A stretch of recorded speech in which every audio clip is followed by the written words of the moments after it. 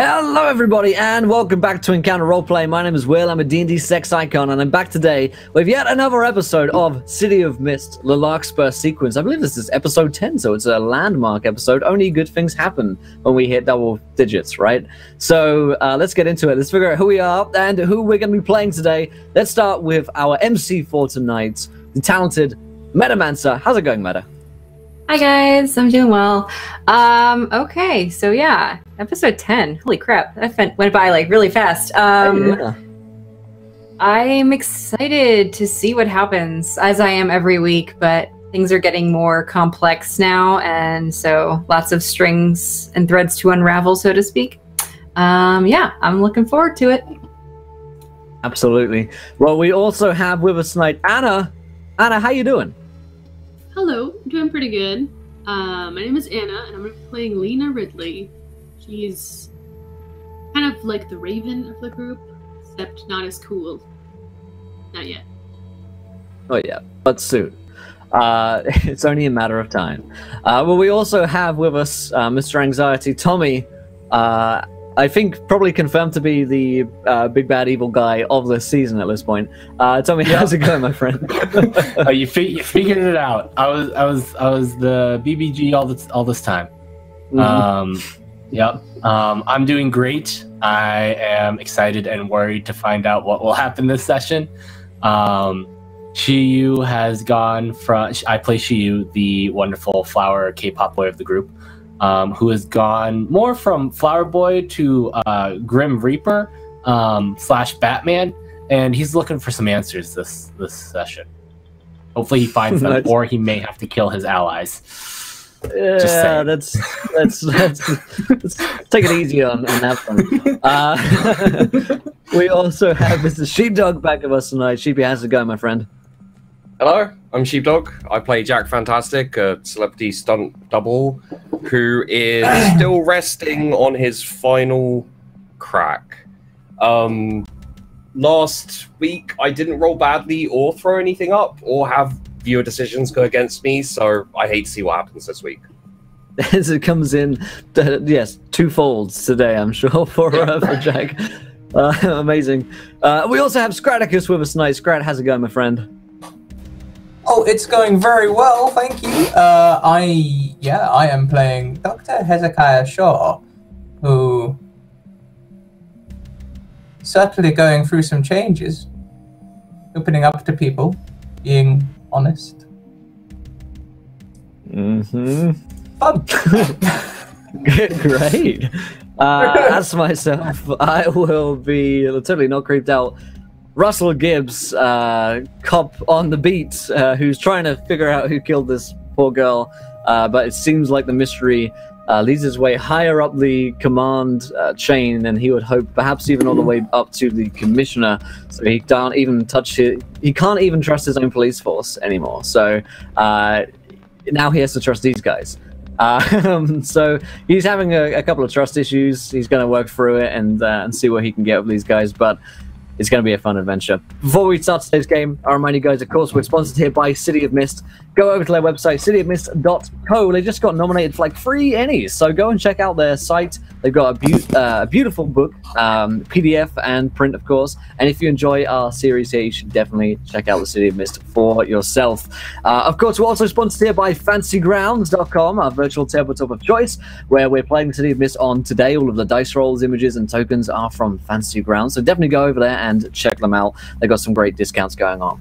Also, whalinggames.co.uk are a miniature line of choice. They sell every single board game under the sun and under every other moon that you would hope to be able to get, along with a bunch of great Warhammer minis and most other mini lines as well, up to 20% off the retail value. So definitely go and check those guys out there. Of course, you guys know how to interact with today's show by now. Follow, retweet in order to get these viewer decisions, which cause Jack to throw up something. You guys get to decide on the nature of what he vomits, invariably. Also, you can, of course, donate to affect the game by giving players nat 1s, nat 20s, wild magic surges, and worse. But I'll hand over to Metamancer to remind us what happened last week on the show and to take us into today's episode of the Larkspur sequence. Okay, so last week, the majority of the group, with the exception of Shiyu, had made their way to the watchmaker shop, but not before. What led them there was Lena's interaction with Rosenberg through the mirror piece that she had previously obtained. And unfortunately, she couldn't hear him and encouraged him to use a piece of paper to communicate what he needed, in which case it was that he needed help and to come very quickly because apparently he was in some kind of trouble. Obviously, Lena arrived on the scene first, having been the first individual to know about this before she let the rest of the team know, and found that while she was trying to stealthily make her way through the shop, Gibbs busts in and ruins that whole plan. Goes to the back where he sees that Rosenberg had been stabbed pretty badly and was bleeding out just before they had arrived. When eventually the rest of the team arrived, Lena also had been able to find a way to heal him of his wounds but with a consequence of having some strange skin condition around her hands for the time being. And so when Rosenberg finally caught up the team a bit on what was sort of going on, he revealed to them that there was a parlor that he had that was through a mirror. And when the team went through said mirror, they got a little bit more information from Rosenberg about what happened to Hopper specifically, especially the part where she sacrificed herself to imbue her power into being able to communicate messages through this hallucinogenic drug called the caterpillar. And so more puzzle pieces kind of fell together as Gibbs was able to kind of see and observe in the room that there were symbolic indicators of what they had previously experienced at the very beginning of the show. Through that process, Shiyu had gone and begun to find a place that was safe for his sister so he could pursue answers of his own. Jack did contact him, managed to get an agreement from Shiyu to meet at Shiyu's family home, but not before Shiyu was going to the tavern that was at the Wonderland Club. Just before we wrap things up, Gibbs had a vision. The vision was of a figure standing in a very dark, spaceless room. It was swirling with sand, so to speak. This is what created this form. And as the camera zoomed out, the vision showed that there were many people asleep. And that's where we're going to jump back into everything. We'll go through and kind of get a feel for where Gibbs's mind is at as he sees this and comes back from the vision.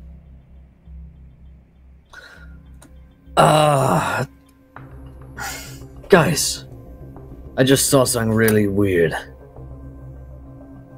Go on.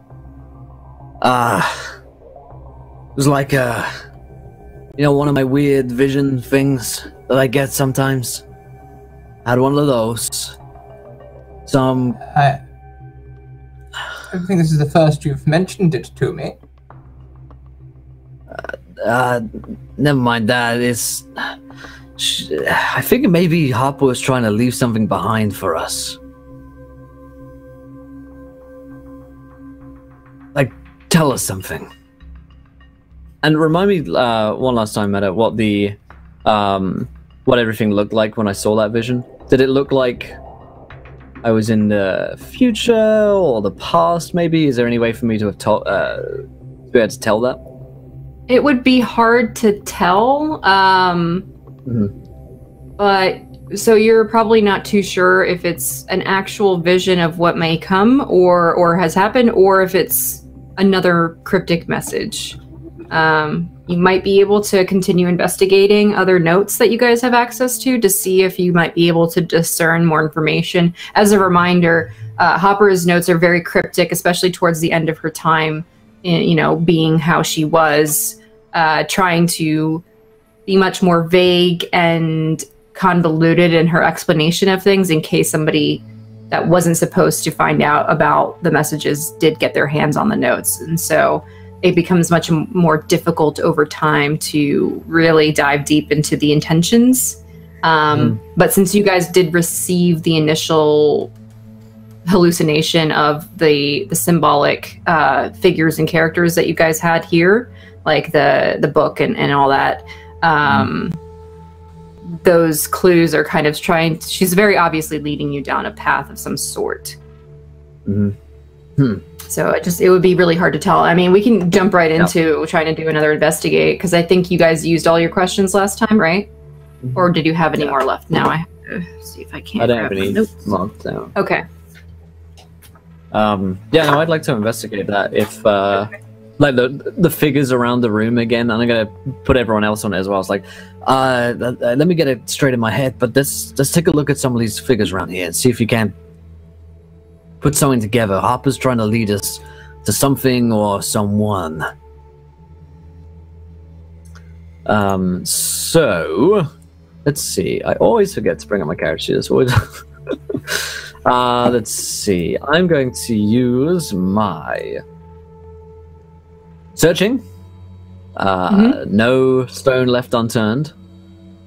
I have, I guess, my piece of the puzzle and my C memories from my power tags from my Mr. Mythos. I think that's probably what will get me there. Assist as well? Could I also lend him my read memories? What are you going to use? What power tag? Read memories.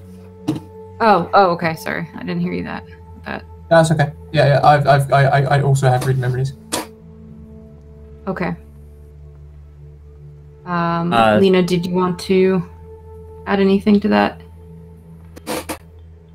Ooh, I guess. Empathetic?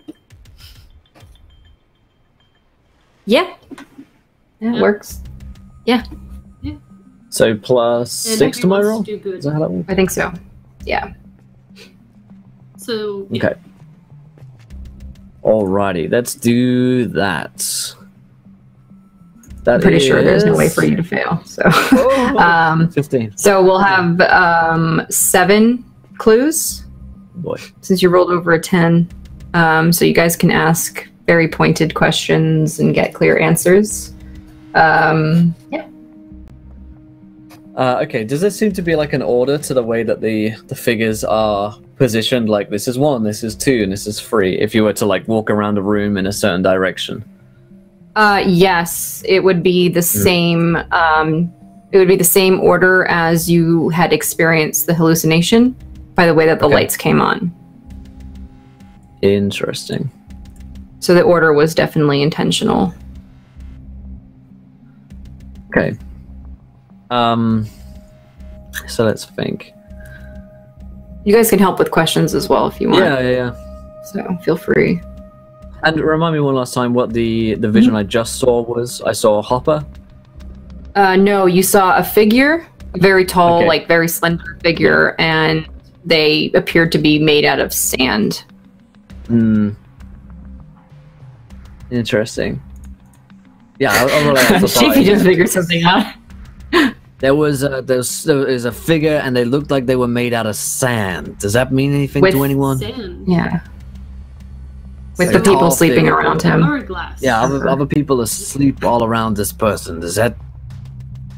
I mean, definitely sand, or is it like chemical powders, maybe? Perhaps colors, or? If it looked like sand to me. Maybe it's part of the hourglass. Like we have a certain time, or Maybe time. something. Yeah. Hourglass, people asleep. Jack put people to sleep with his like mind fuckery back in that place. Okay. Let's think. So what is from assuming that this sand one is one of the first ones, what is the next figure after that?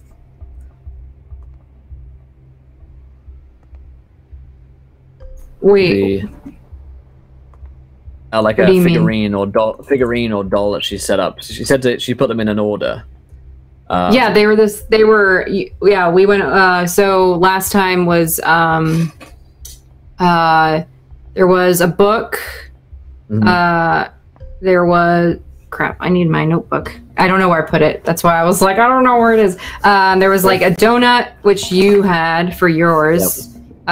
There was an arrow that pointed slightly north, like up, and that was where you saw this hourglass, and that's what you touched when you got your vision.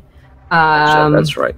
Yeah, so there was like just a bunch of the same. It was the same symbol items that you guys experienced before. It's not an extra question, obviously. I'm just reiterating. But the hourglass specifically is what you touched to get the vision, which reiterates the theme of the whole hourglass thing you guys have been seeing. Right. What you trying to tell us here? So it's like the first thing that we saw with her. There was the book, there was a donut, there's arrows leading up there, and probably some coffee around here for Lena, and then this hourglass. A figure made of sand of everyone asleep. Found them. Maybe what you trying to say? Something with our powers?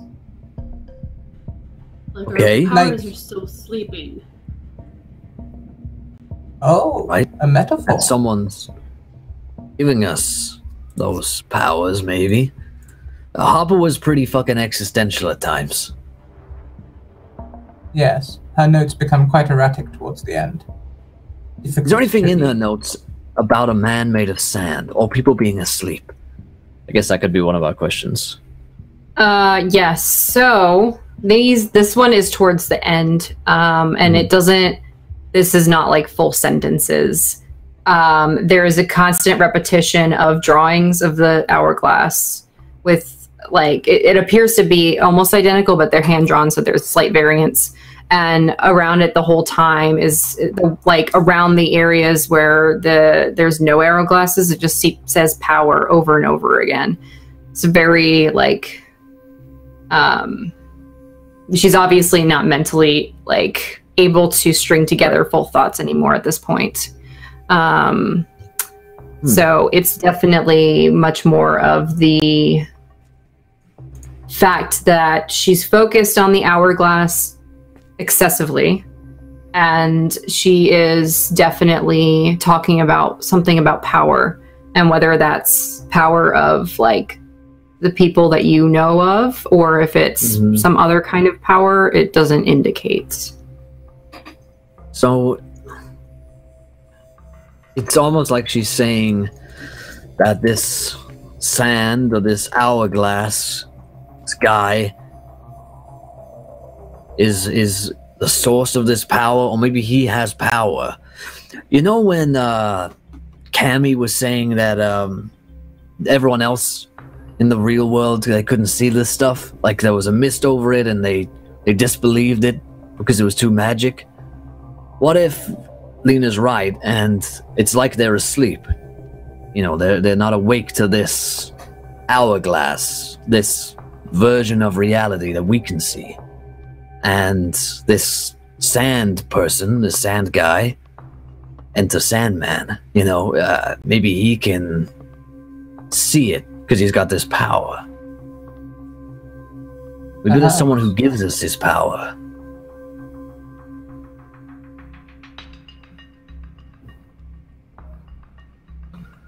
Jack, way back in Hopper's apartment, you found a book, perhaps our first clue.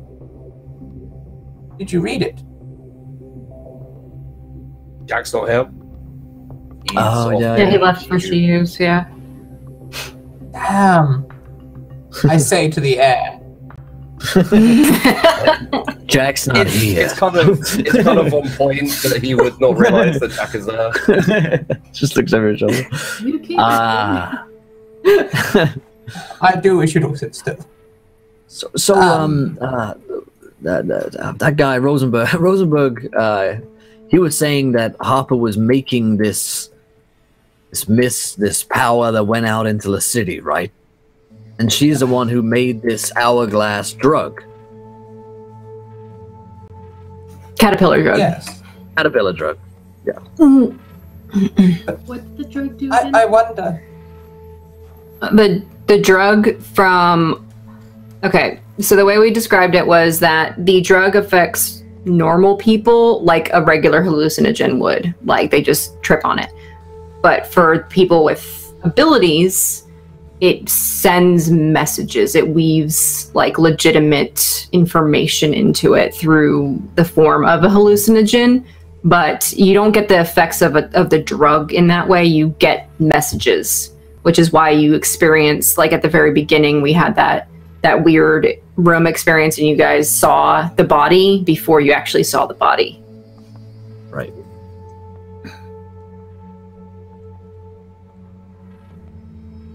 It's like crazy Wi-Fi.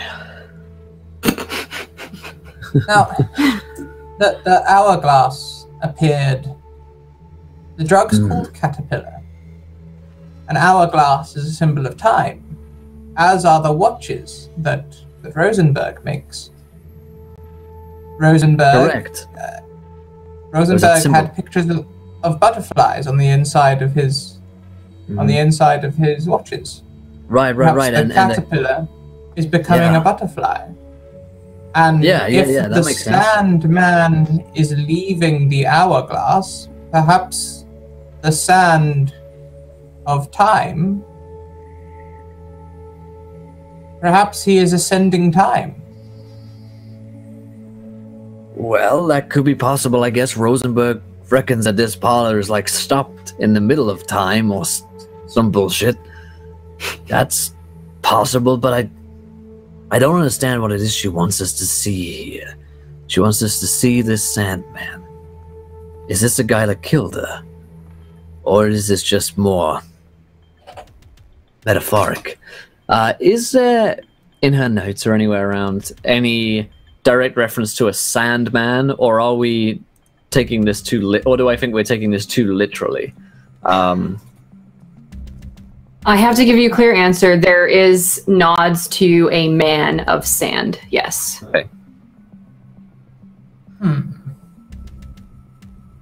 Is there a copy of Alice in Wonderland around here? Question. There's a book, isn't there? There's probably all sorts of fantasy, like fairy tale type books. It seems like they probably, in their more riddle type efforts, used a lot of fantasy or like fairy tale references, thus the whole Alice in Wonderland bit. But obviously those things are seated in the city, so the other people with abilities utilize the same types of, genre, so to speak. Hence the Wonderland Club and all that. I mean, there's a copy here that I could sit and read. Sure, yeah. Excuse me, I'm going to do some research. Okay. So she's not necessarily just being metaphorical here. She's quite literally, there is a man of sand. So this could be the guy. Think about this for a second. I'm what? 30? 30? And I've only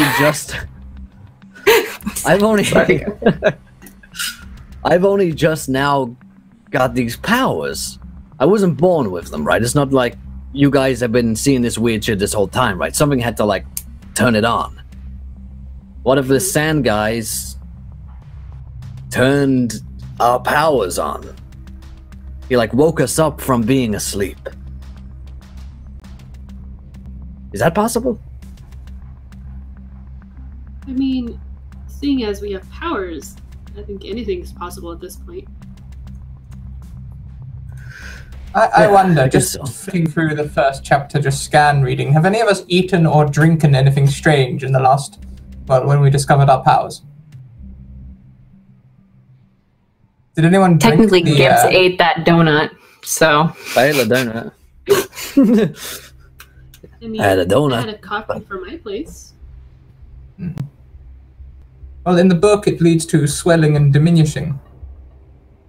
But I wonder if it could have other effects in the real world.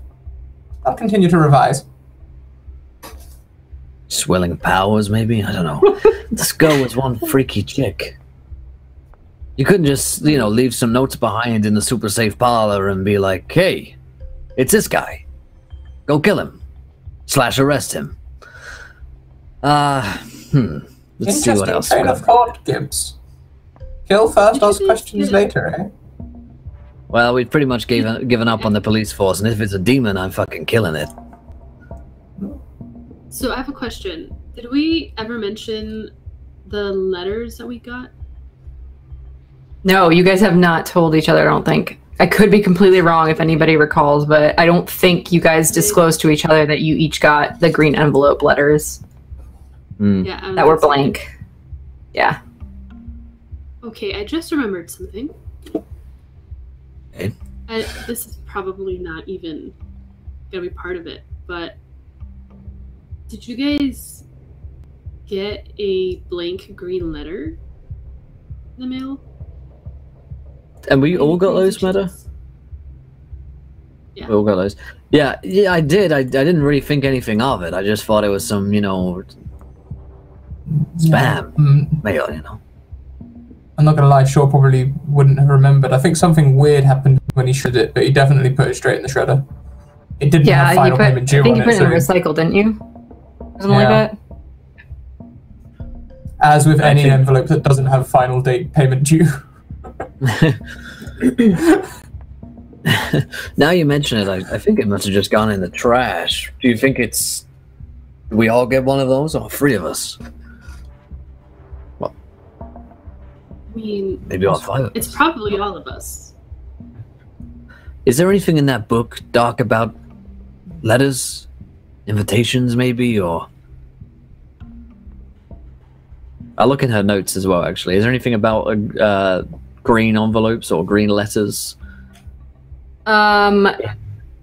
There's a... How do I describe this?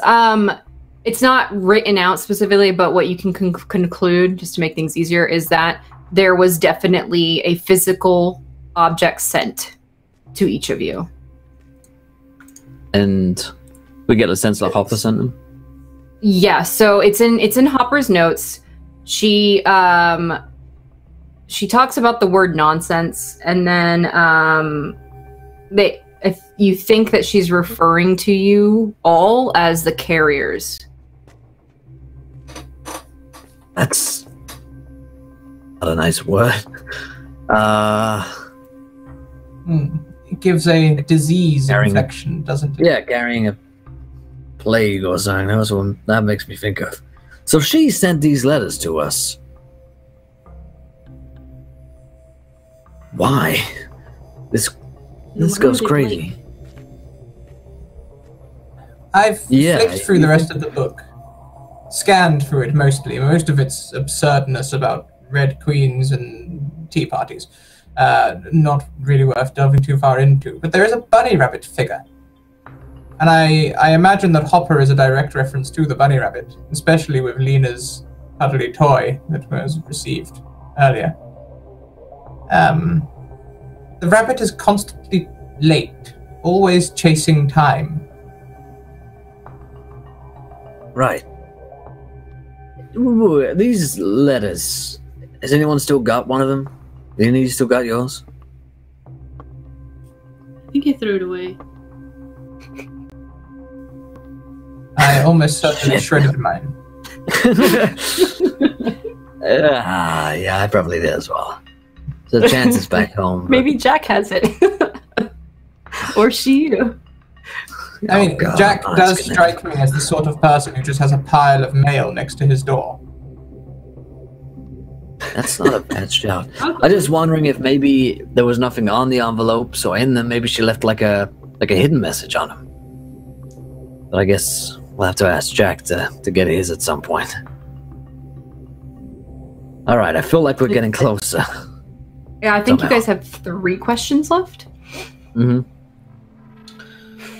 You're getting pieces. Do we think that any of this directly relates to CU's condition as you have described it to me? Let me think about that. Isriva It's up to Meta to decide between Shaw, Gibbs, or CU as to who gets this wild magic search. It goes really. I'm gonna give this one to Shiyu. Yay. Really? Because I have plans for you. Yeah. I have plans for you. You think... Wait, what do you think is connected to CU's current condition? Didn't you say that he became like a giant flower person intent on killing everyone or something along those lines? Something like Well, that, yeah. Could it be that perhaps this Sandman has infiltrated his person? He always seemed quite a tame boy to me. Possibly, yeah. But you make a good point there about the rabbit always trying to catch up to time or is always running late. It's a recurring theme throughout the book. Every time the rabbit appears, it's chasing some sort of stopwatch.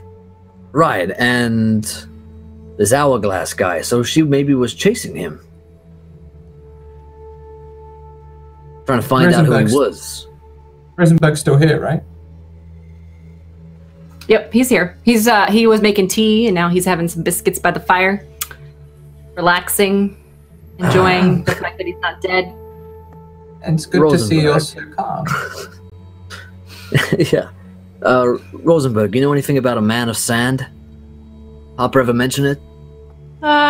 She kind of mentioned it. I wasn't sure if she was talking, like, specifically to a real man or if it was a metaphor. Have you figured that out? No, I think she's being quite literal.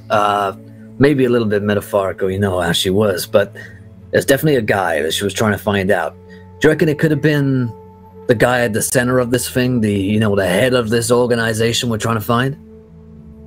Maybe. I mean, sand exists in the hourglass, and if the person is sand or the hourglass, I don't know, but sure, I can see that being... She was kind of obsessive over the hourglass, so maybe. Right. Obsessed. So, Hopper, the rabbit, right, was chasing after Time, the Sandman guy, and the hourglass. And she made Caterpillar, which turned into a butterfly. There's a caterpillar in the book too, but all it seems to do is smoke. I don't really understand. Not sure.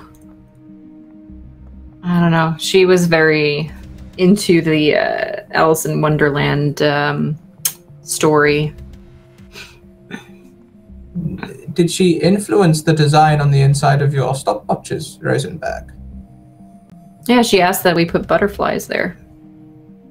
Yes, but you made it your signature, did you not? That every hourglass, every watch has them. Yes. That's not just convincing, that's brand changing. Most people don't know that it's there. Except for those that do. Nobody's asked about it. Maybe these watches are like a protection? How did we get the watch again? It turned up at... Lena found it, right? Or did it turn up at our door? No, Lena found it at the the original crime scene. It wasn't one of Rosenberg's, though, was it? It didn't have the butterflies on, it just had an hourglass, right?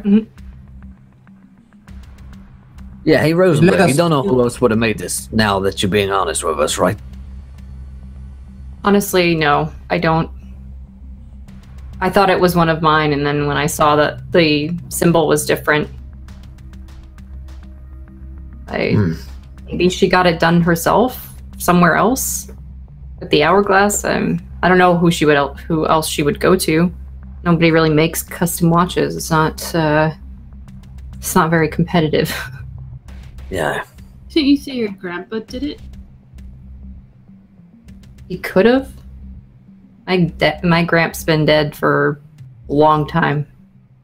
Yeah, it seems unlikely. How did he die? Was it? I don't mean to pry. I realize. No, of old age. No, it's of old age. He lived to be in his late 90s. Actually, okay. I hope he passed smoothly. Surprisingly, yes. That's creepy, Doc. Okay, let's stick on task. All these pieces, and she was pointing us towards the hourglass, right? Is there a actual location, maybe related to time, that she could be pointing us towards? Maybe she Some figured sort of something out. X There's marks a the clock spot. tower in town. That's about it. I mean, well, what else? What other places signify time? I believe the universal time constant is set by London. Seems a bit Not of a going to trip. fucking London.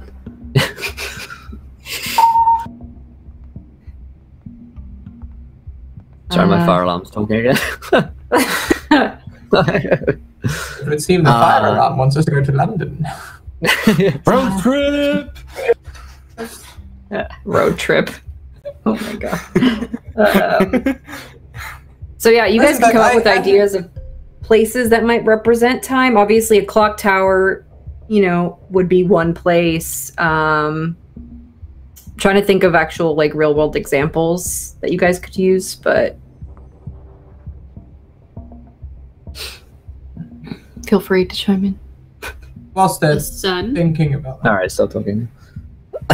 I might go to Rosenberg and just sort of Rosenberg. Before in the watch shop, I felt we had a connection through work. We both take pride in our handiwork. Mm-hmm. Before we came in, you said that you borrowed this power somehow. How did you do that? By what? You said that this power was a borrowed space, a borrowed time. Did you literally mean Yes. you're borrowing time? Is this your power? Something like that. My abilities have been difficult to explain. The mirrors are not of my own, they're artifacts. But I've come to rely on them on occasion. And my own abilities seem to be oriented around time, but I don't have a direct influence on it. It's like this pocket of space is still, but I have to use these mirrors to go there.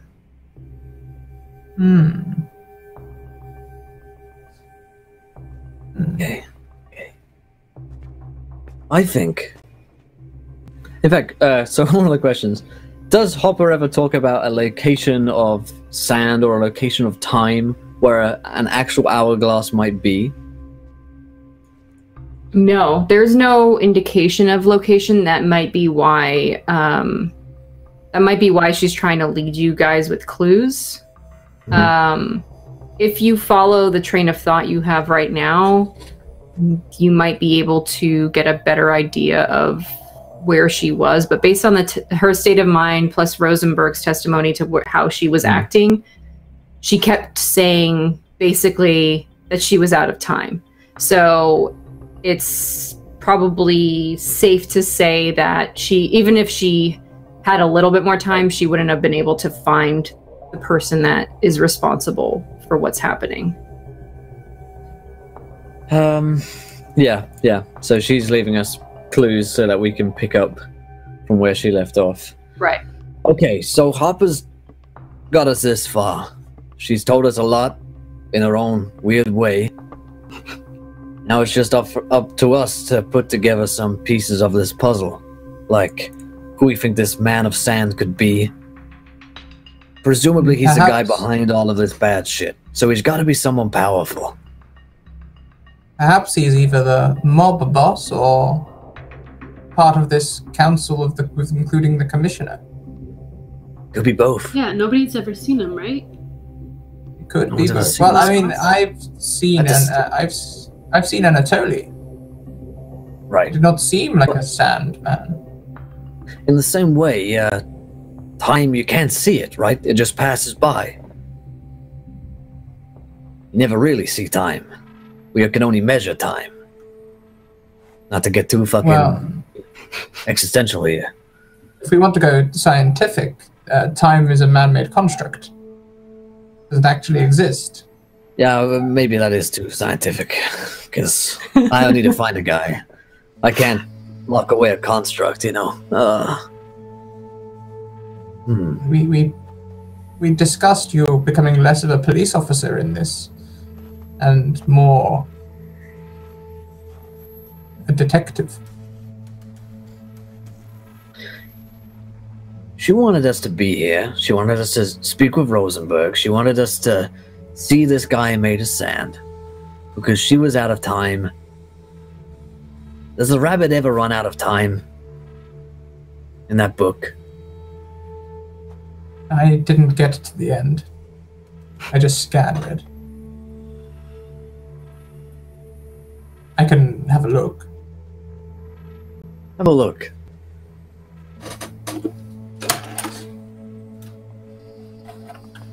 Guess that can be one of our questions. Okay. Does the rabbit run out of time in anything that she writes? Or maybe Shaw needs to do his research in the book, though. Gotcha. While we're doing that, I'm going to swing over to Shiyu. So hold on to your last two questions for the time being. Shiyu, you were in the tunnel, if I'm not mistaken, on your way to the tavern. You arrive, but things are a little bit awry. Oh boy. People seem to be asleep inside the tavern. Ah, son of a nutcracker. Well, well, there goes my whole plan down the drain. I had intended you all to be there for that, but hey, you know, things don't always go according to my plans. Okay. Well, like, all getting the wrong clues, like the wrong thing. New plan. Okay, so everyone's asleep. Do I find who do I see? Anyone familiar? Yes, you see Cammy, that woman that you spoke to. Robin and Robin are there. The person that was like reading and doing all the research. They haven't like fallen to the ground. They all like fell asleep wherever they were, like on the chair or at the table or the bar, whatever, that kind of thing. Okay. And they're all asleep. Shiyu's gonna set his sister down, and he's gonna go to Cammy first, and he's gonna like shake him. And it's the sort of shake of like it's not like a are you okay shake. It's like a arm's length away, shaking like please like wake up. Right. He doesn't move, like he doesn't respond to your attempts. I will give you an opportunity if you want to kind of investigate either him or the bar or whatever that you want to do, to figure out if you can see what happened. Yeah, that was my next thing. Okay. Investigate. I am I'll still take the neg one because he's still in his uncontrolled state at the moment.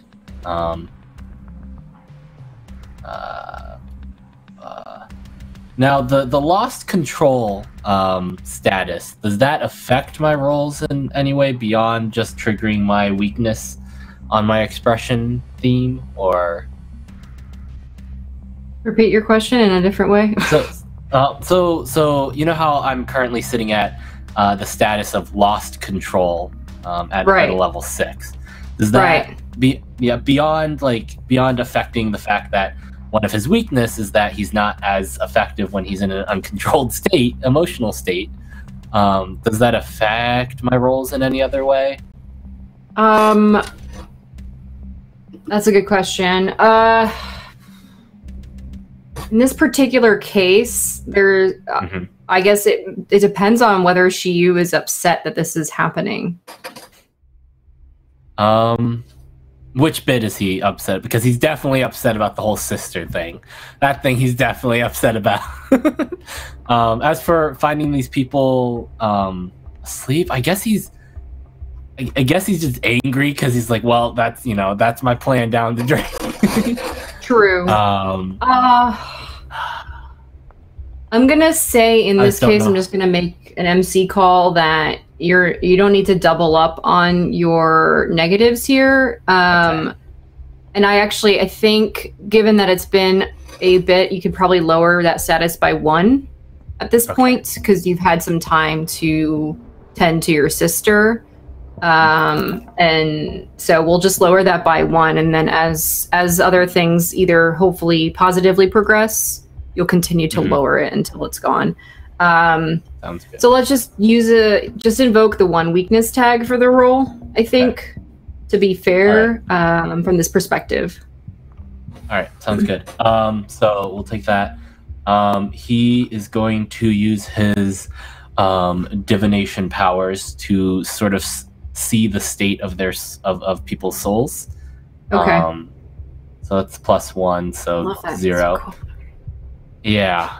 I'm gonna enjoy this power. What are you rolling? Are you investigating or doing something else? I'm investigating. I'm investigating. Yeah. And then since this all sort of revolves around him trying to take care of his sister, he's going to use keeps me determined and willing to go all the way. Yep. So for a total of +2. Come on, dice. Oh, nice. Good roll. Double 6s. Okay. So you don't get any negative effects from your investigation. So you can ask me 3 questions, and I will give you straight answers or solid leads.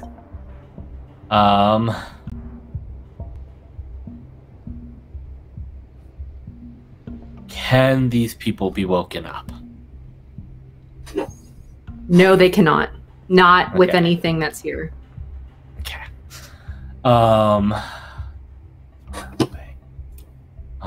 What seems to be putting them to sleep?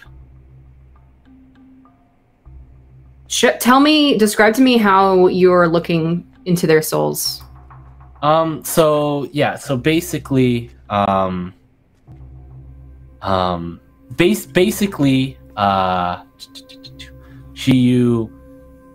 his mythos his mythos tends to what is called the fields of Suchun, which is the sort of mythical representation of the area between life and death. And every soul is represented by a flower. And my character can sort of understand when someone's going to die, if someone is sick, and sort of like what kind of person that is based on their flower. So would he be able to sort of understand through that what is putting them to sleep? And so he sees every person like sort of around their chest, sort of a flower representation of their soul. Yeah, that's a really cool power. I love the visual. So here's what you see, and I think this answers your question. Their souls, what you see is not the same as you normally do in normal people. You see almost like a splitting of pieces, where you see what was their human soul, like the way that you see it as a regular flower, and then the variance of the types of ways that you see those flowers, depending on the people. But you see something else, and it's like that glitch effect where you have something solid, but then it has like that glitch that kind of moves a little bit. It's like that on the flower.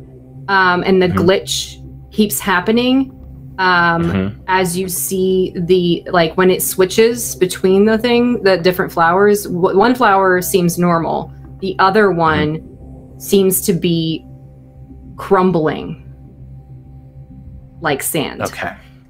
Oh, okay. Yeah, because I don't have any of this other information that the rest of them have. So correct. So. Okay. But you can tell that the other flower, there's 2 flowers in each of these people, essentially. And the other one is dying. Okay.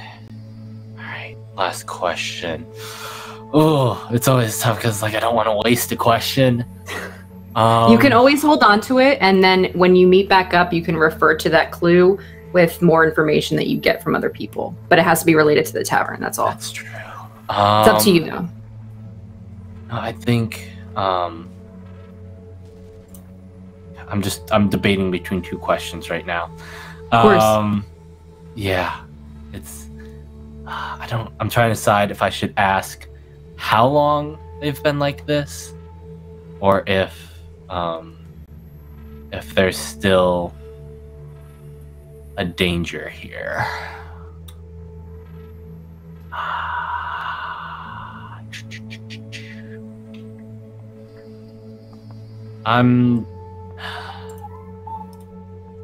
Unless anyone else thinks there's a better question here. I was gonna say the danger one seems pertinent for your sister. Yeah, that's true. Is there still a danger here? Is that your question? Yeah. There is no imminent threat here.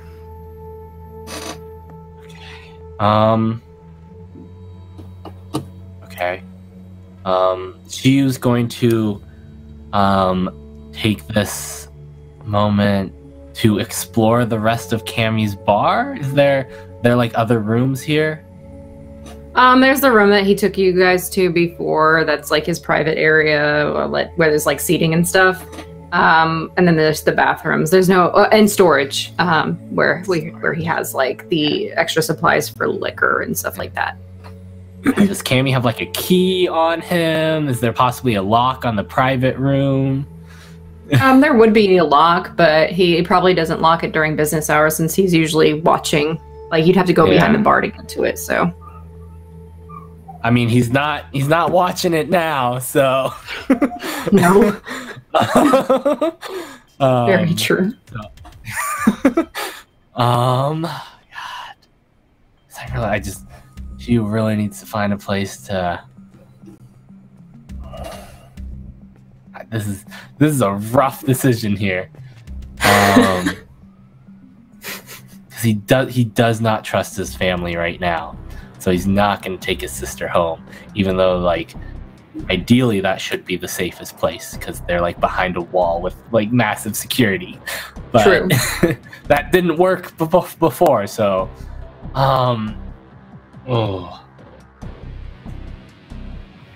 Can I search the bar for like a key to lock this private room? Lock it? Yeah. It's on Cammy. Okay. You don't need to roll for that. Yeah. Okay. So I think he's going to take his sister to that private sort of meeting room, and then sort of he's going to find like I don't know, like he's going to take like probably the cushions that Valanis was sitting on in her chairs and sort of make a nice sort of place to lay down his sister, like on a table or something. And then he's gonna leave and lock the door. He'll leave a note. He'll leave a note. My sister will be back for her. Keep her safe in case they wake up. And okay. And then he will lock the door on his way out and take the key with him. Okay. Sounds good. Where are you headed now? And then he is heading straight for his family compound. To meet Jack, right? To meet Jack. Well, to meet Jack is more of just a side thing. That just kind of happened. He's more just going there to get some answers from a certain someone. Okay. Yeah. Sounds good. Let's go ahead and swing over back to people at Rosenberg's, and then we'll go and back to where Jack is arriving at Xiu's complex. You guys have 2 questions left, or 3? I don't remember now. I don't think he's in the end of the book. He doesn't seem to have an ending. He gets to the Queen's chambers, and he's some sort of servant of the Queen, and once he's there, they have a trial, and I don't think anything... He just seems to disappear. I don't know what happens to him. Maybe he appears in a later book. Okay, what about people falling asleep? Like all those people in there. Say the Sandman's literal, then people falling asleep must be literal as well. He gets to the Queen's court. The Queen kills a lot of people. Possible reference?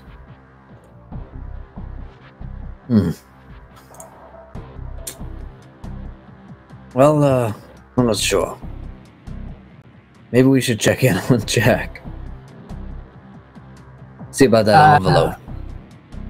Yes. I'm on it, and then I quickly finish texting him about it. Question: does the phones work in the Mirrorverse? That's a no. Time stands still there, so the message never gets sent until you leave. Do you want me to go and meet with Anatoly, as we discussed? Okay, let's move on that. Because I admit I am mainly explaining out of self-preservation. I do not like being in the vice, as it were, between two mobs. I believe I can only play them against each other for so long. Okay. I understand that, I just don't feel as though I can ignore it. Well, if you have to have a meeting, then do it. If you can delay it, then I recommend doing that until you really have to.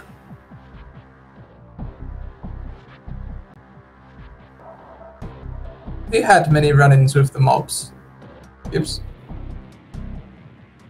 Yeah, 1 or 2.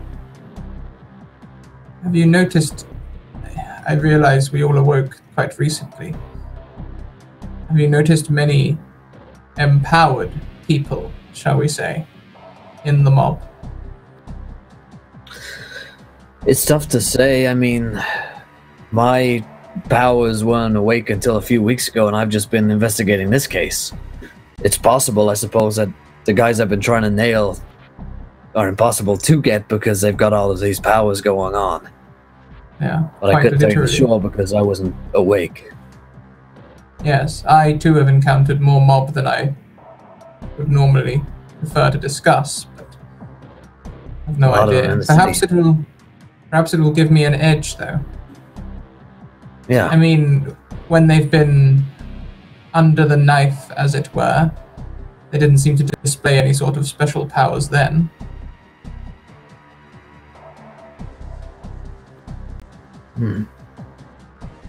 It might give me an edge. Is there a way I can contact you? You have my number. Get a cell phone! You really need a phone. Get a burner. Perhaps I should pick up a cell phone on the way to the mob bosses. Yes. Yes, you should. And I write my phone number on a piece of paper. Be put it in your phone. Please don't betray us or do anything shady, okay? Oh, I've been nothing but honest with you. Yeah, I try to give him a weird look, like I'm watching you, but just his presence just creeps me out. So I'm like, sure, we'll put a hand on your shoulder. Lina, you are always safe with me around.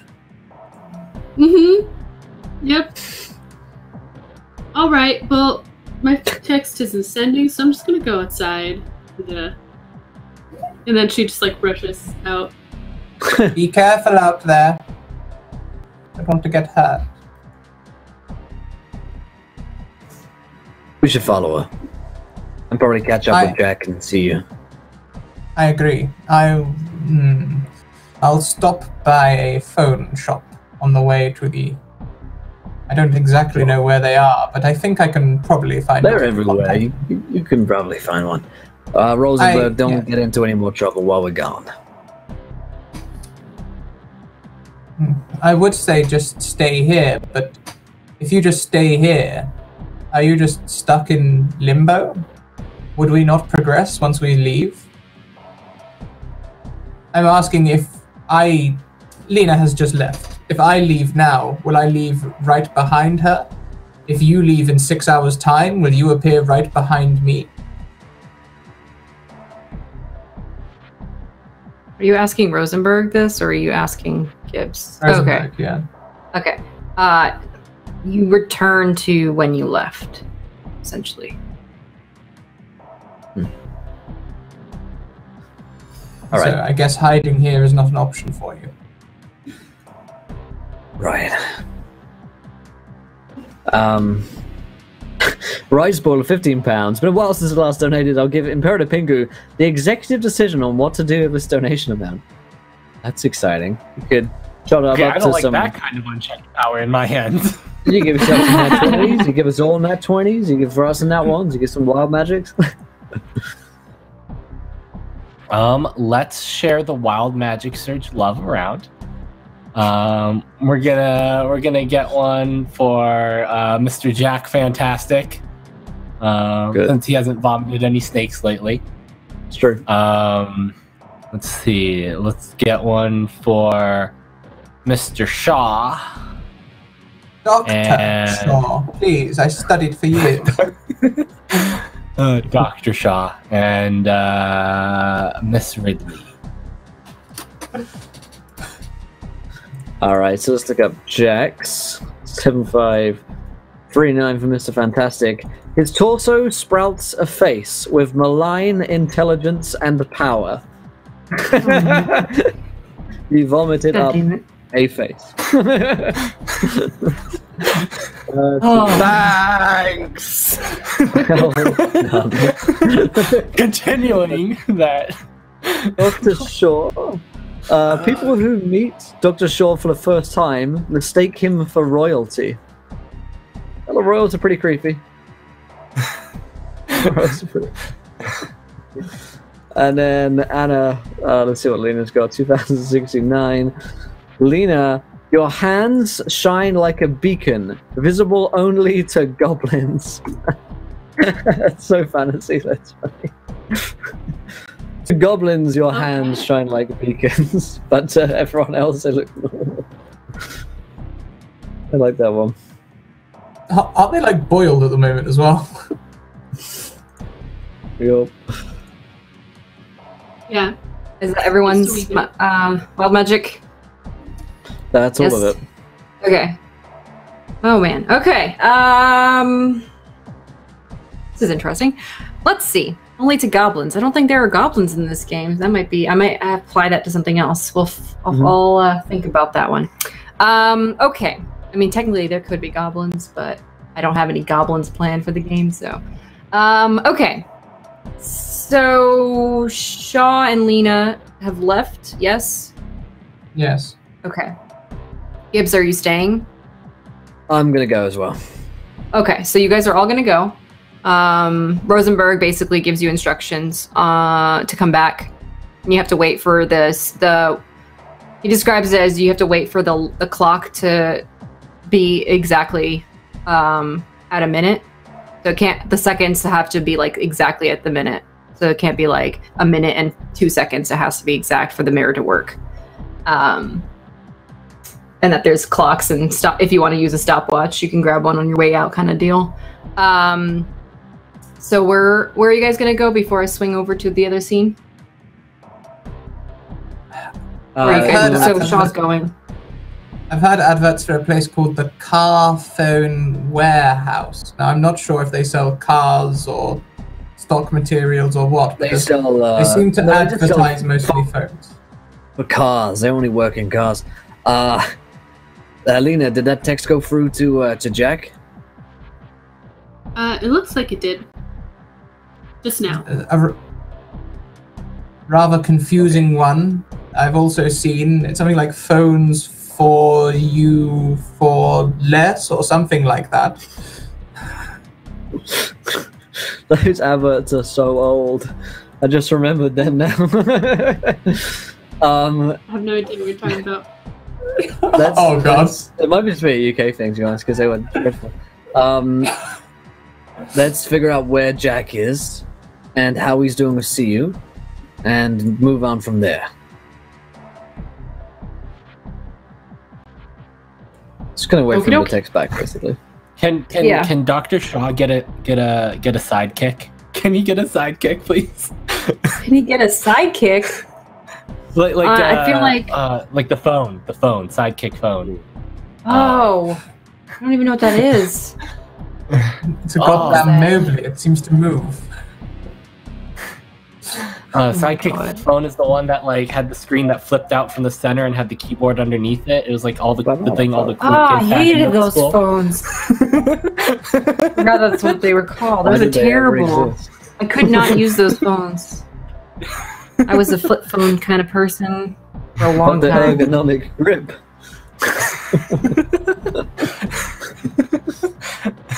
Yeah, I know. Okay, let's swing to Jack. Jack, you just received a message from Lena. What was the message? It was something along the lines of, "Where are you?" Or- And if you've ever seen a green envelope.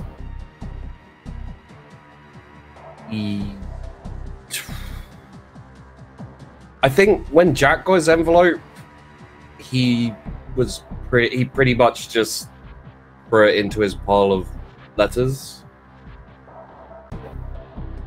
How long has it been since then? I'm not sure he'd remember it, to be honest. 3 or 4 days. Oh yeah, then yeah. So the reply will be something along the lines of, "Do you vaguely remember a green envelope? Just threw it into my filing system. Waiting for Shiyu now."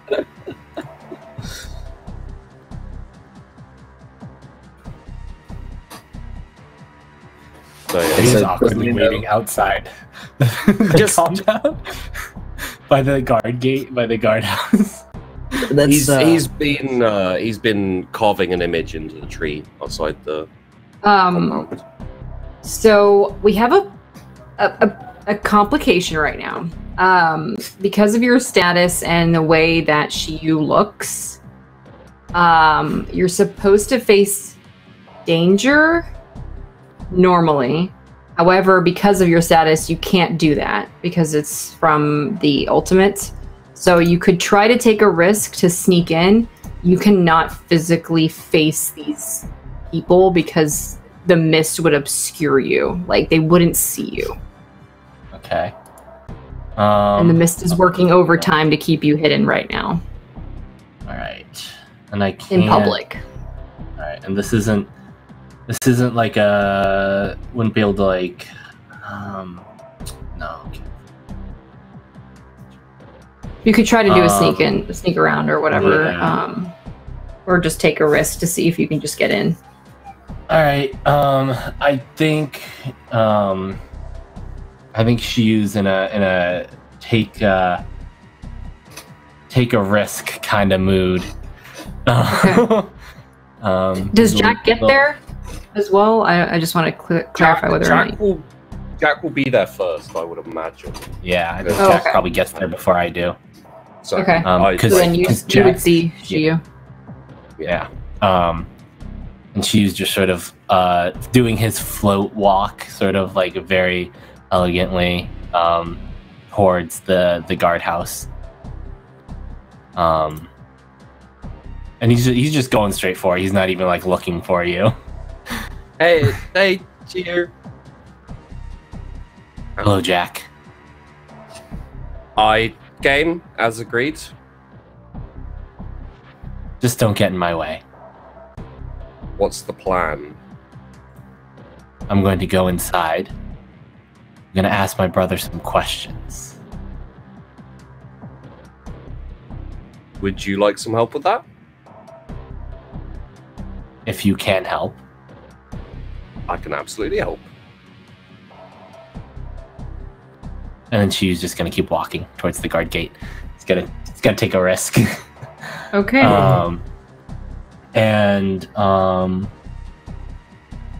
This one is unfortunately at a -5 because of the state that lovely. you're in. So yeah, great. So I hope you can Alright, have well- some power tags. Okay, yeah. That's- I mean, so okay, so I mean, I imagine the thing I really have to get past right now is the guard at the guard gate, who's like military professional level trained guard. So this should be fun. I think he's definitely. Sorry, can I assist with the getting through? You can try to do a change the game to affect the guard, but you will not be capable of hiding Shiyu's form, considering how tall he is and all that other stuff, unless you have some other ideas you want to throw out there.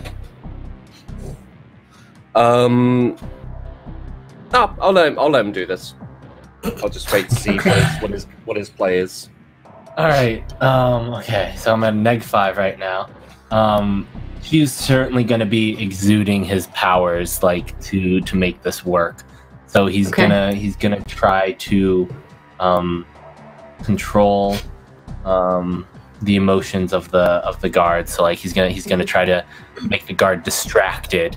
Or no, I think he will make the guard. I think he'll make the guard just like uncontrollable laughter. I think he's gonna do that uncontrollable laughter thing again that Lena's familiar with.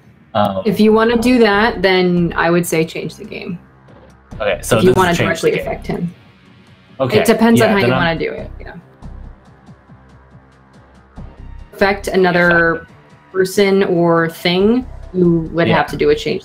Yeah. Okay, then I'll start with change the game. Okay. My power is fairly inconspicuous, so I don't think they see it coming. Okay. So -3 total now.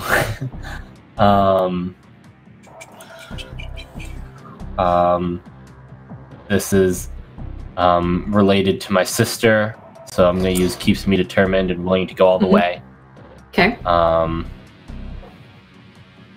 I still recognizable as Shiyu? Not even close. Okay.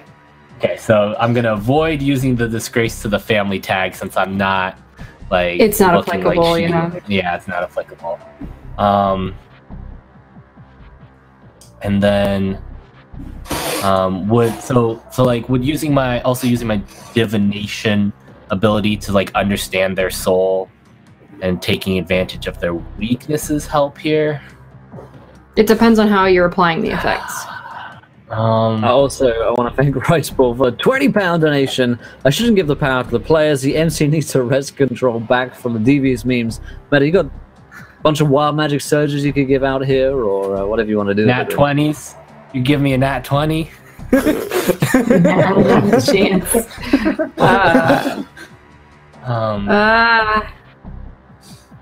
How many magic surges would that be equal to? It would be 4. It'd be 4. Or how many critical success / failures? Like 6. I'm gonna go with that one. You want that? All right. Yeah. Do you want to expand upon that, or are you just gonna keep that a mystery? I'm gonna hold on to 6 critical failures. Yeah. That's good. Brand's also given you an extra 2 there, so you've got a lot. Oh, cool. Yeah, changing. Oh, okay, good. Changing the approach here.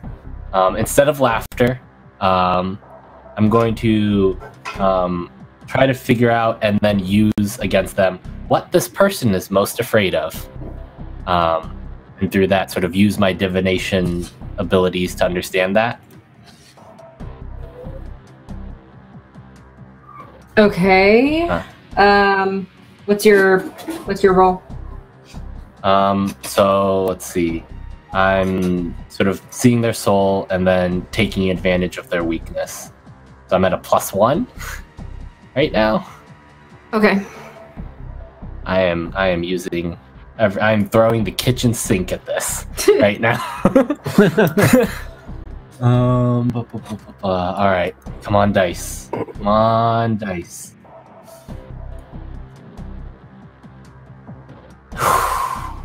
Okay. Sorry, isn't that a -4 though? Because you said it was at a -5, right? It wasn't at -5, but I used a lot of power Oh, Yeah, tags. you you used a bunch lot of power tags. Okay, sorry. I used a didn't- lot of power tags. As I said, throwing the kitchen sink at this. Okay, so you're Um, you're on a 7 through 9. It's a regular success, so you have one juice to use. So you can either create a story tag, you can give or reduce a status. So I'm guessing in this case, based on what you've described, go ahead and tell me what you're gonna, what looks like if this is a status or whatever. Yeah, so I think this is a status for the front guard, and they're going to take terror, I think, or terrorized. Whatever's beyond just fear. Like they are seeing, or they're like psychologically, just they're whatever they are most afraid of. I'm gonna say that you can't apply that high of a status because you'd have to apply whatever like the first level of fear is because you've only got Okay. one power. If you had gotten Okay. a 10 or more, you could have scaled up the effect or like increased it. So that's what I'm just gonna put that out there. All right. Then, But you can still do feared or like Yeah. scared or something like that. Yeah. It's up to you though on that. Yeah, I think I guess it would just be making them scared for now then, giving them a Okay. tier 1 scared. Mhm. As she sort of approaching here. Okay, what does it look like when he does this? I think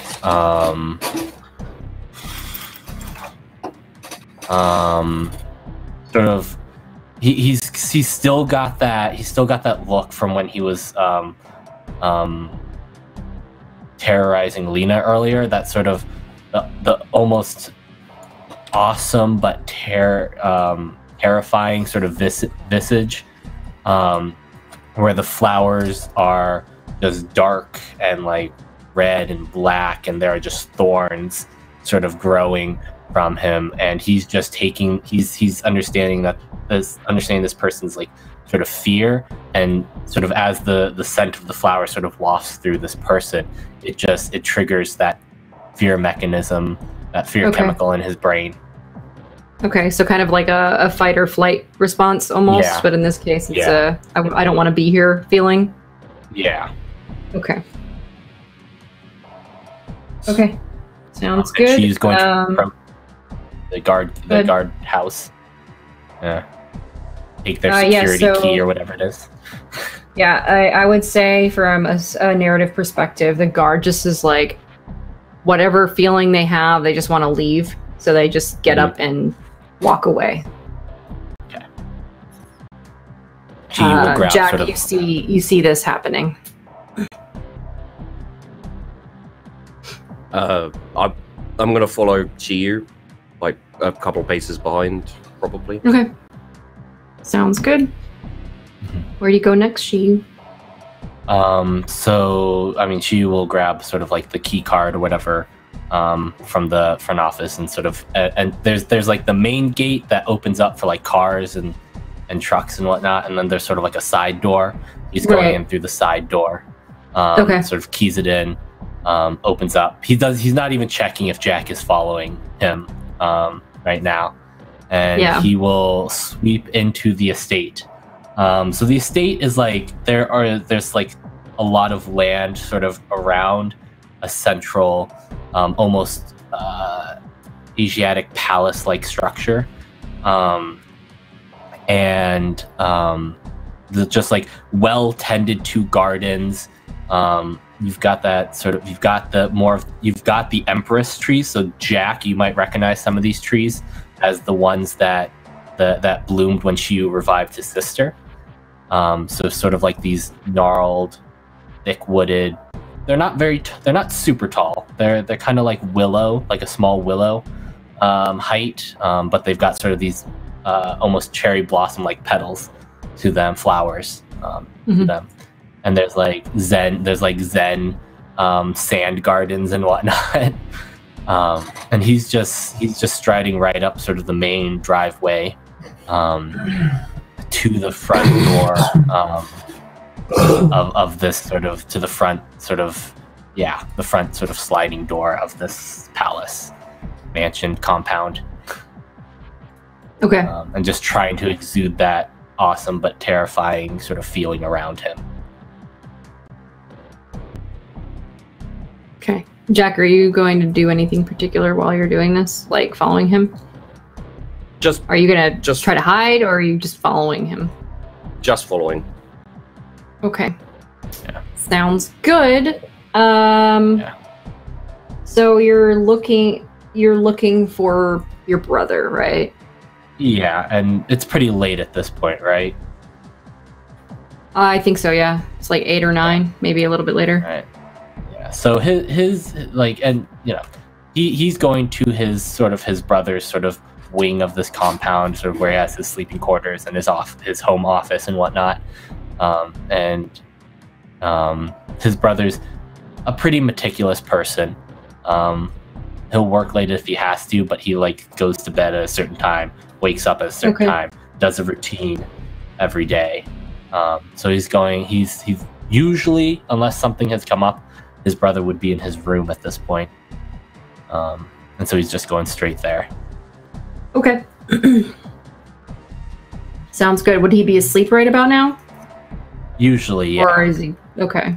Yeah, You're going in to wake him up. Because it's like real late, right? Like it's like midnight, 1, 2. No,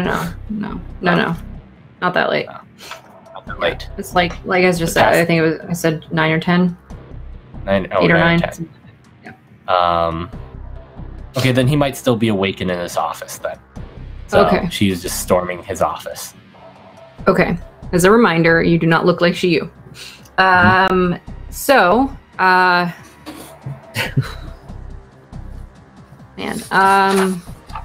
would he appear? So the mist is going to try to obstruct you, but because you're physically present, you still appear as something. Okay. So you show up, go into this office, he's working. He seems very distracted with whatever he's doing. What does your brother look like? His brother is very, just like clean-cut businessman sort of look. He's got short cropped haircut. A lot of the same facial features as Shiyu, but a little bit shorter, a little bit stockier. And he's I believe he's like around 30 or so. So getting towards middle age. He's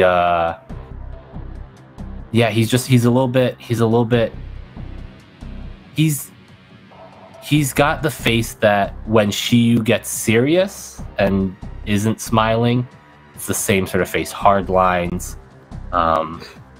So they are brothers, so they have similar looks, despite Shiyu's attempts to make himself not look like his family.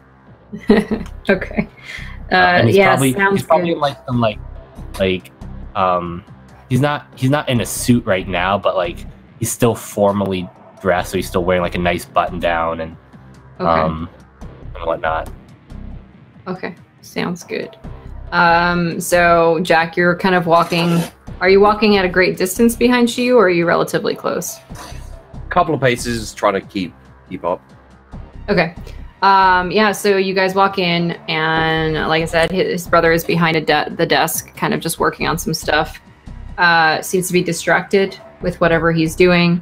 When he looks up, immediately on his face, there is a look of first confusion, like he blinks his eyes multiple times, trying to see if he's like fallen asleep or is like seeing things. And then he kind of stands up reluctantly, looks straight at you, and says, "Who are you?"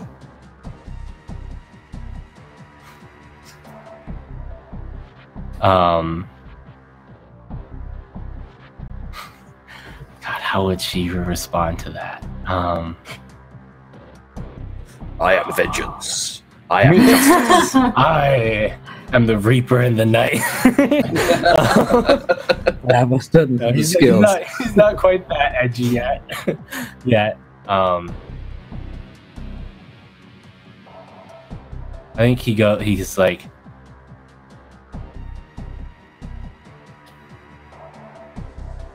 I am Sumin's brother. And I have some questions for you.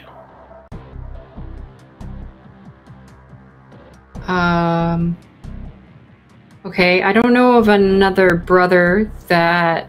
Okay, and who are you, by the way? Me? Yep. Unless there's a third person here that I'm not aware of. Possibly. I'm just here to make sure nothing gets too far out of control. Are you here to kill me? Not really sure. I haven't been told Only yet. if you don't answer my questions. Yeah, this is going to be an interesting night for you. My advice is just answer all the questions and you probably be fine. Question. Shiyu, does your family have an alarm system? Or a Oh, yeah. panic button along those lines? Oh, yeah. Oh, yeah. Slam panic button. Oh my god, what the hell is going on? Yes, so that happens, but you don't see him, Yeah. I guess, because it's like one of those ones underneath the table, I guess. Sure. Yeah. Yeah. Okay. I think, Go yeah. Yeah, and I think, she sort of turns to Jazz like, this is between me and my brother. Don't interfere. Are you sure? Because I can help. Like, this is going to be very weird and complicated. Wait a minute, though. You said you're not my brother. This is about to get weird. No, I'm Just certainly not. Hold on for a second. Not legally anymore, at least. I mean, like, you're not my Mother brother saw at to all. that. You're a crazy person. How did you get in here exactly? You guys are Sumin both was crazy. killed. What? Oh, what? Did you kill her? What? Swear Why? if you killed her. I didn't kill her, but I'm not sure you didn't. Why would I? This is ridiculous. First of all, I don't know who you are. Second of all, Why you're in a were you very at- secure place and you shouldn't be in here. Shiyu is And- like gonna rush up to him and like try to push him against the wall. Okay. Are you trying to hurt him? No, just put him sort of like just a little threatening like position, just sort of in a position to put Shiyu in a position of oh my god. Like real loud. Okay. Someone start a motorcycle? Yeah, maybe. Sorry. Go ahead. So he's not currently trying to push. He's not currently trying to hurt him. He's just pushing him sort of and just trying to put himself in a position of power here. Okay. I'm not gonna make you roll for that. You can do it. Okay. So just pushing up against the... Why were you at her office last night? Or 2 nights ago, whenever it was. Last night? Last night, yeah. It was last night, right? Yeah. Yes, it was yesterday. Okay. Yep. I had a business meeting because that's what I do for the business. What was it about? Just about research that she was doing. What kind Are of you research after was our she doing? family research? I'm gonna try to change the game to make him a little more receptive to my questions. Make him a little more open. Okay. Yeah. You're gonna be at a -1 because he's scared of you right now. Just as a heads up. Okay.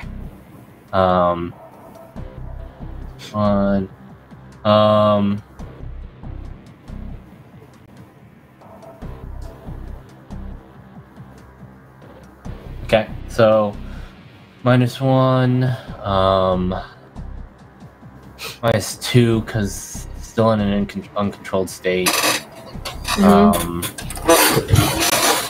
But again, this is related to my sister. So the two tags I used for her, I think, wash that. Overeager, perhaps. Overeager, so -1.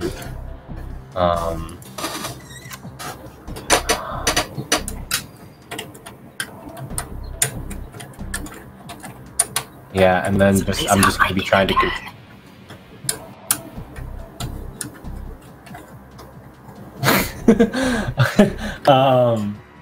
And then I'm just going to be trying to control his emotions to make him more open right now. Okay. A little more. All right. Ooh. Boy, oh boy, oh boy. Oh boy. Oh boy. That is unfortunately not accepted. You called the jack roll. Got the jack roll, yeah. You were smoldering. Yeah. He's doing the opposite of smoldering. Okay, so particularly in this way, as you were trying to do this, your brother gets a sense of, I wouldn't say exactly rage, but you can see that his eyes kind of go cold. Like, he's not sure what to do, but he feels like he needs to stand up against you because he doesn't know who you are. So there's like this imminent threat kind of feeling that he's got. So he's going to be resistant to your questioning at this point. So I'm going to put, what do I call it? I'm going to give him a story tag of, I'm just going to write resistant so I know what it means. And I'll put it at a tier 1. So if you want to try to do like a convince or something along those lines, you could probably do that, but you're going to have to either talk to or threaten them somehow. Up to you, or maybe Jack can step in. I mean, Jack, you want to do anything? This isn't you asking you. This is Yeah. me. I feel like this isn't going exactly according to plan. I'm not even sure he knows who you are. Maybe I can help at this point. Is this Jack? Yeah. If you would let me.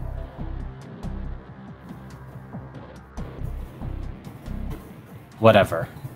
If you can get him to talk. Absolutely.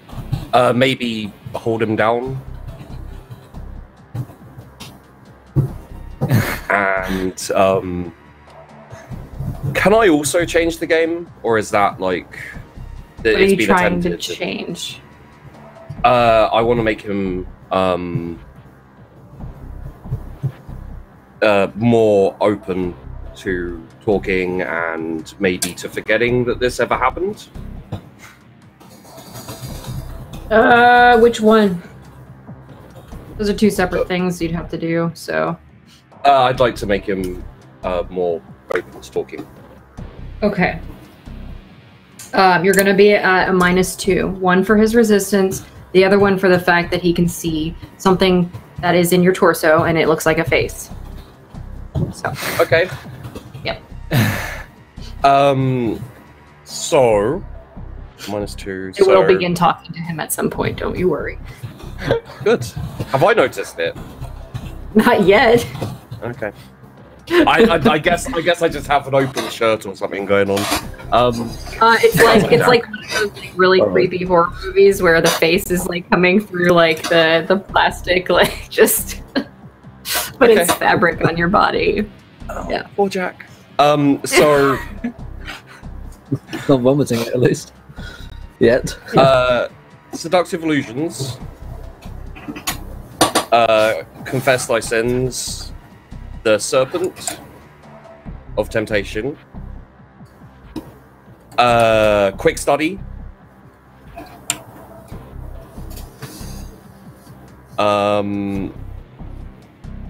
I don't think amplify emotions would help here. It would just make him more resistant. And feed your vices. Do you feel like you know enough about him to be able to gauge that? Nope. Good point. Okay. So that would be 4, so +2. 2. And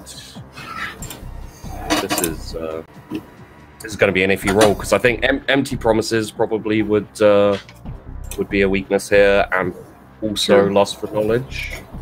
That's also true. Yes. So it'd be a flat roll. A flat roll. Yeah. Ah, Jack. Oh boy, Jack. Why'd you do these flat rolls? Oh, okay. This is a mild success. That's good. So a 7. You can. Oh, you'll get 1 automatic power because you're rolling. So you can create a story tag, give or reduce a status, 1 tier per point, and you only get 1. So. Question: in Change the Game, it says you can burn a power tag or a story tag. What exactly does that mean? Gives 3. It gives 3 juice. Yeah. Or, You want to burn a tag? Okay, so you're at +3 then. So you get 3 juice to spend. So I'm going to burn the Serpent Temptation. Okay.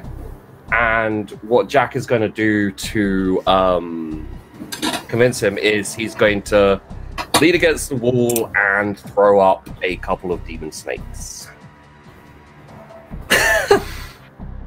Which just made that For the show of your power. it is now part of my character and his power. The snakes look a lot like the snakes that he threw up before. It's just as painful, and there's blood and etc. So great. Okay. And the snakes will like slither across the ground. They're kind of horned and a bit fiery, and twirl around Shiyu's brother and start like staring him in the eyes. And can I do a story tag? Is it story tag? Story or status? Yeah, status tag on him of compliant. Okay. It's a 1 juice. Do you want to use any more? You can't do the secondary options in there for the 10+, but you can add juice to that tier to increase it if you want, or add another one. So I'd like to reduce his resistance and up his compliance by 1. Okay. So this would basically would it be better to have it as like hypnotized almost, I guess, but I thought compliant was more descriptive. I mean, it depends on how you're doing this. So think like the snake in the Jungle Book, like they're trying to kind of make him open to answering questions. And I mean, then either or could work in this particular case then. So it's up to you which you prefer to use. Let's go with hypnotized then. Okay, so we'll do compliant or hypnotized rather. 2. Strategist, I think you're liking. Yeah. And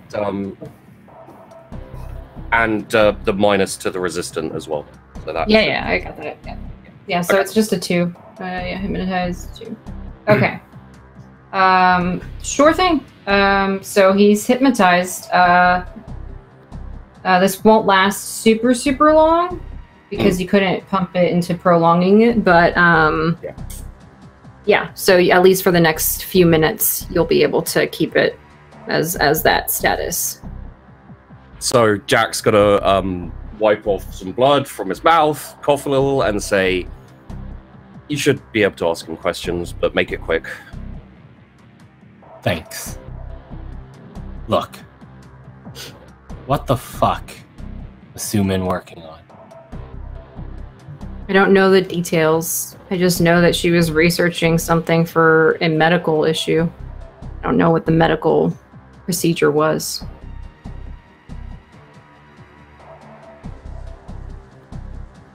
When you left her office, was she still alive? Yes? Why would you ask that?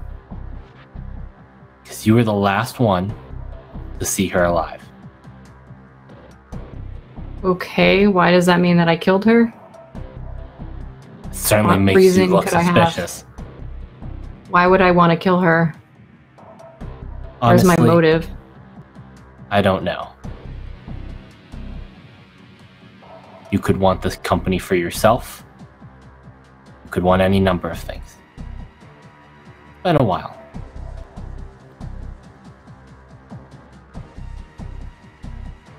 I don't really know you that well. Well, I have no idea who you are, so that makes two of us.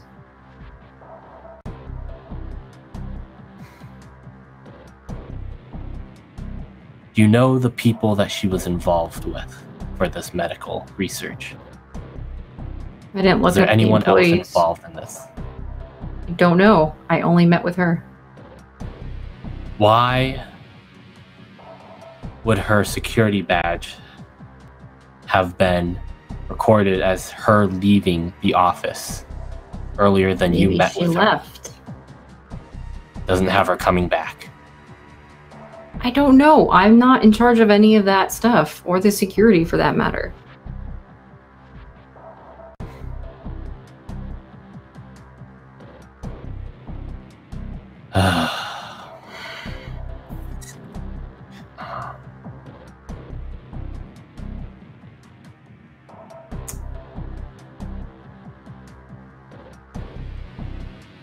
You got any questions for him, Jack? While I'm thinking of this, Yes. What's your sister's name? This is Sumin. Keep Dog. Did Sumin have any enemies or any threats leveled against her? Maybe disgruntled employees, but that's pretty typical of our work. Oh, Anybody got fired or anything like that? disgruntled? Who? I don't know. I'm saying if they were enemies, then maybe that's where you should look. Okay. I was never an enemy of my sister. So, I feel like we've not gone. Just for you be quiet for now. I feel like we've gone down the family rabbit hole quite a far way, and honestly, this feels like something to do with what we're looking into, and not something to do with your family. As much as I'm sure you'd be happy for your brother to be guilty and to punish him, I feel we should go and search, maybe meet up with the rest of the group, and this is going to be the best way to find out more about what happened to your sister. Also, I feel like this may be getting dangerous fairly quickly, so leaving soon would be better than staying. I think I just proved to you that I am willing to help, so we will find whoever it is.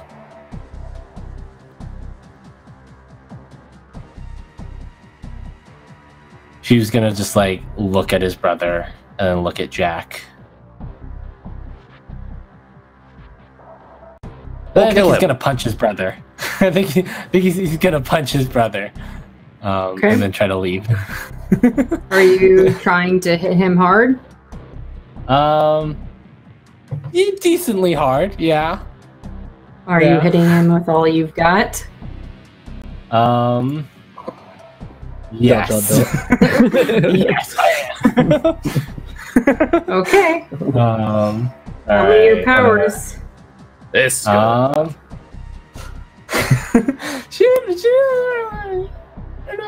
I mean, he doesn't really have anything that helps him physically combat wise. He's just gonna use the stuff that helps him mentally,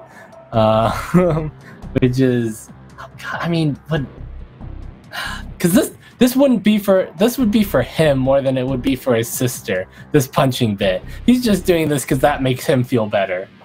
Oh. Sure. And in that case, I would say negative status, or negative would be an uncontrolled emotions. Yeah.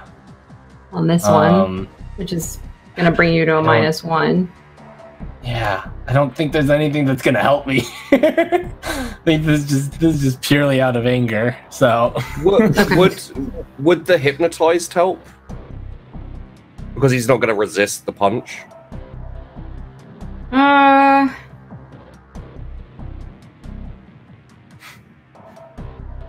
Trying to help you, buddy.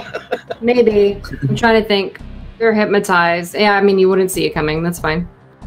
Okay, it's just a 0 then, right? It's just a flat roll? Mm-hmm. Oh. Okay. Minor success. You are welcome. You can choose one of the options. You can get him good, which means you have 1 tier status that you give to him. You can, I think that's based on what you're saying. Actually, that's probably the only good option for you. Yeah, the other ones are like I'm gonna get him good. I'll give him the step plus 1 status of shaken. Maybe, I don't know. I would say bruised, since you're punching him. Bruised. All right. Yeah. Sounds good. I just give him a good old I think I break his nose. Can I break his nose? I don't think you have enough power to do that one. Okay. Yeah. All right. Well, maybe he gets if a little bit of a bloody tier, nose. maybe. Yeah. Yeah. A little blood comes out of his nose as I punch him right in the face. Okay. Okay. Yeah. Okay. Yeah. He. Anyway.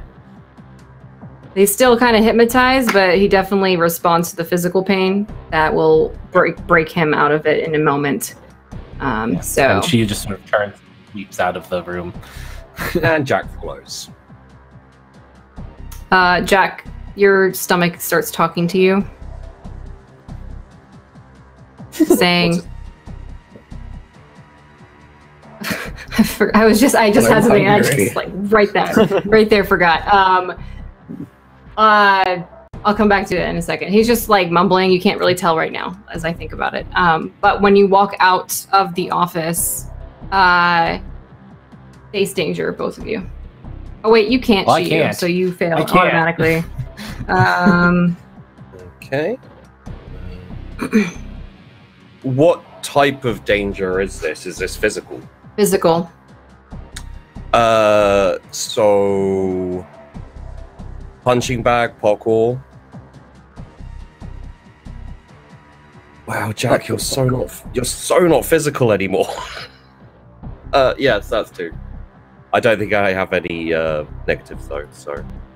Okay, you're gonna have a -1 for surprised. Okay, so 1. Yep. Come on, Jack. Not bad. 12 is good. Okay. So you're gonna take no status on here. You lose surprise, but there's a bunch of guards standing outside with guns facing towards the door. And since you automatically fail, how do we impose this status? Because they haven't fired their weapons yet. They're more it's like a standoff, so to speak. I guess we'll put your status at surprise 2. So your immediate reaction isn't going to be there essentially. So Jack can technically act first after these dudes. Yeah. We're gonna do the scene. So Jack, what it says to you is kill them all. It's an evil stomach thing, okay? That's what malign means, okay? Oh, Jack. He's got demons. He's got demon face now telling him to kill them all? What's wrong with Jack? Okay, What's not wrong with Jack at this point, I mean? Something's wrong with Jack. Okay.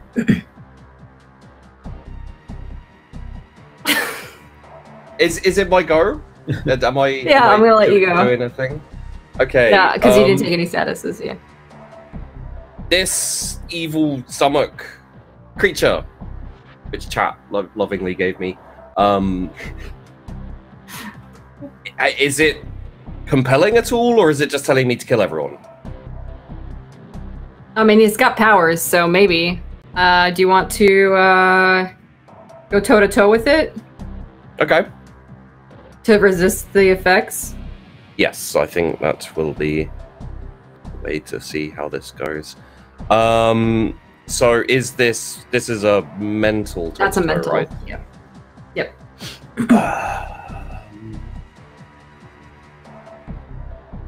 I have no powers really to resist that, I don't think. Weakness tags? Is there any weakness tags you think apply? Let's go with tortures of hell in this case, because there's some weird shit in your body again. There is. There is. Okay. So that's a -1. Yeah. Okay. Oh. Well, that's a real bad roll. Okay.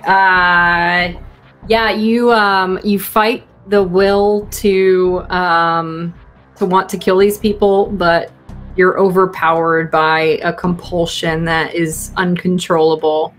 I'm going to give you a status of controlled 1, and you're going to unleash whatever brutal attack you can come up with. So I'm Enjoy. assuming this is a stop holding back? No. Not a stop holding back. If you have abilities that you can use to attack, it says kill them all. So whatever you think Jack needs to do to kill them all. So You and me, Jack, just Thanks- a pair of thanks, Jack. murder bots. A pair of murder bots. This was the role. I had nothing to do with it. I didn't choose this. I guess I rolled the demon face. You know, other people, they get royalty and shining beacons. I get a demon in my stomach. Okay. Mine has come about as a wild magic surge as well. So yes, yeah. we're in the same boat here, Jack. So this would probably be inflame the senses is probably the only one that can kill people. Okay. So I would, I don't know what role would this be? Like hit with all you've got? Yeah, you could do that. Okay. Yeah. Let's say that. So You're gonna get a +1, even though you're controlled. It's a positive for you in this case because it's Okay. helping you control your power in this situation. So that would probably be inflame the senses, seductive illusions. That would be. Would that count? Because it's kind of part of the senses here. Yeah, that counts. Yeah, that counts. Amplify emotions. Yes. Feed off bliss. Is that 5 now? It's 5, right? With my +1 that I gave you? Yeah, that's 5. Okay. And I don't think any of the weaknesses count here, but that Not in would this probably be case, more. no. Okay. Yeah, no, not in this case. So that's going to be plus. I don't know whether I want to succeed this one or not. 2. Jack probably doesn't. Your stomach is a whole nother story. That's a 12. Okay. Yeah, that's Stomach a 12. gets the Okay, stomach cool. once. Tell us how you kill these 3 people, because you have a 5 power on that. Well, technically you have 6 juice, so... Oh. Yeah, so you can get them good or get many of them, which you could... there's only 3, so you could very easily get all of them. You could control the collateral damage and try to limit it to 1 person. Or that's actually probably the only few options that really make sense in this case. Okay. You can choose 2 of those because of it's over a 10, so you can choose 2 of these things. So I will. I'll get many of them and get them good. I think it makes the most Okay. sense. Sounds good. So at 6 juice here, you most definitely kill, I'm going to say 2 of them. The other one is probably screeching out in pain, but please describe to us what it is that happens to these people. So There are no Jack, details. Jack, similar to last time when he used this, inflame the senses, he kind of goes rigid, goes still. I'd say even more than last time, he starts to wrinkle up, like his hair goes kind of grey, and he looks more, again, similar to the old man that we've seen him become before. And I want to say this, but Meta, this will be your decision. The face, the stomach face, takes on a slightly more defined. It looks a bit like the old man face, and you don't see any kind of discernible changes aside from like shadows flickering out. There's images of demons beneath his feet and horns and evil things. And 2 of the guards just start bleeding from their eyes. They probably vomit up some blood as well. Bleeding from their ears. And yeah, just start screaming horrifically as they fall down gurgling. The last guy has something similar, but he's still alive. Like, I guess he's probably frozen in place, actually, unable to move because he's still. And question: does this affect? Because he said kill them all. Does this affect Hugh's brother? Because he's pretty close by. I suddenly thought it might actually affect him too. It won't kill him because you use most of that on the people in front of you, but he probably has the bleeding from his eyes and ears at this point. Okay. And a bleeding nose, so why not? Go for it. Yeah, that's fine. Yeah. Well, I'll give him an extra tiered status right now just to keep it. So he's got bruise and bleeding. Probably more like hemorrhage or something. We'll put that at a 1. Unless you want to pump more juice into that one. No, that's all right. So. Okay. And I'll say probably if she looks at Jack, the wrinkles are still there. Like, they don't fade. They probably take a bit of time to fade. So he's a little bit grayed, a little bit wrinkly, looks kind of old. And he looks at Shiu and says, "Here we go." Yeah, I mean, I don't think she looks at you. He just sort of sweeps on past the dying forms of these guards. And he sort of says, "Perhaps you'll be useful after all." Yes, Dark. Igor is coming. So dark. Do the evil hand thing. Yeah. Okay. Jack will follow along a few paces behind. Wonderful. Okay. End scene on that one. Wonderful evil treachery on the part of 2 people that are supposed to be fantastic and flowery. Okay. So let's swing over to Shaw, who has left Rosenberg's. And what were you were on your way to see who or try to get in contact with who? My first question is, keep us up to date via text. That was that one. does Gibbs leave at the same time? Is he with me? I think I just went right after you. Yeah. Yeah, I think Okay. Are you keeping an eye on Shaw? I think I'm with Lena. Also, trying to get an update on what Jack is doing. Probably so not paying a huge amount of attention. Whilst Gibbs is distracted, Shaw's going to go to a wardrobe somewhere in this house, if there is one, and take a wire coat hanger Wait, out a of it. shop?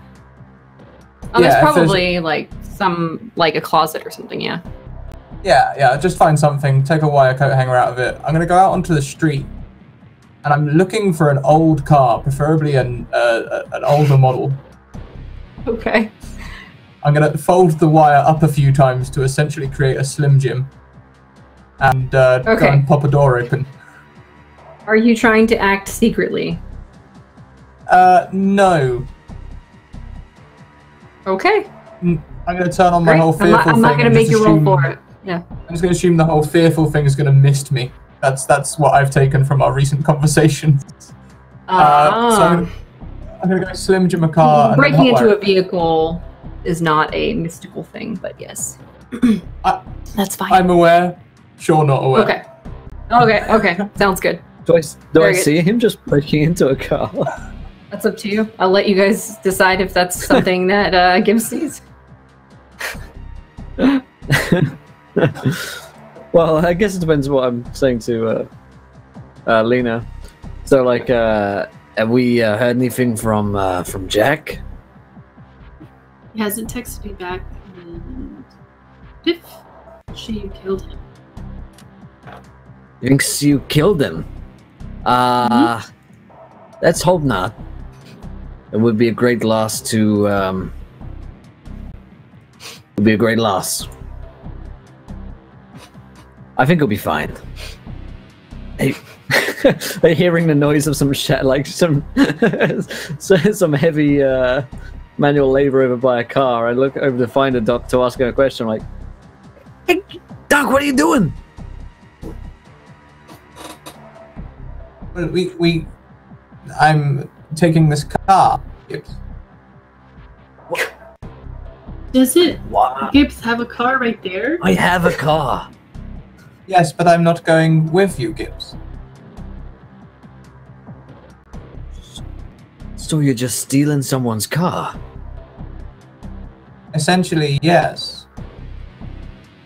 The way I see it, things are a bit more pressing than stealing a car that's frankly worth less than my suit. Okay, we take it back though. Yes, of course. I will not damage it in any way. Okay. You might not. I'm just kidding. What?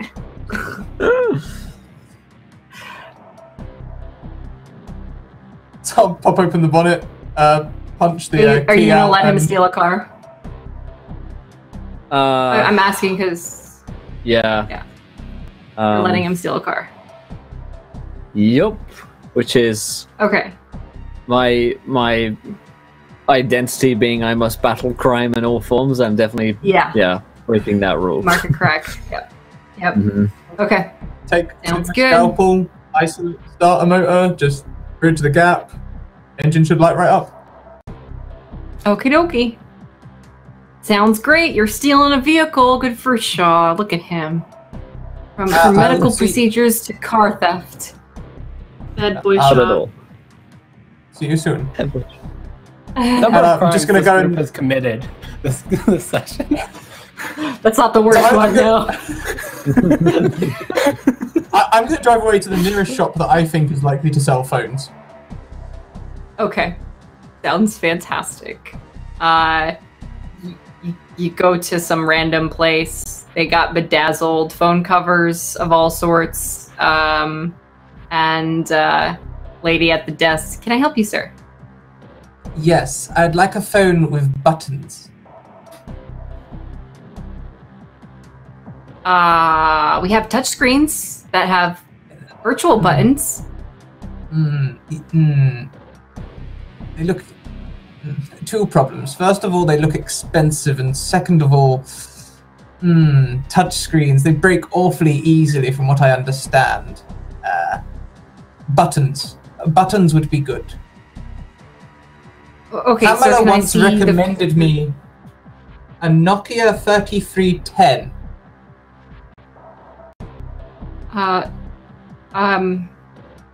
Yeah, they don't. I don't think that they'll make those anymore.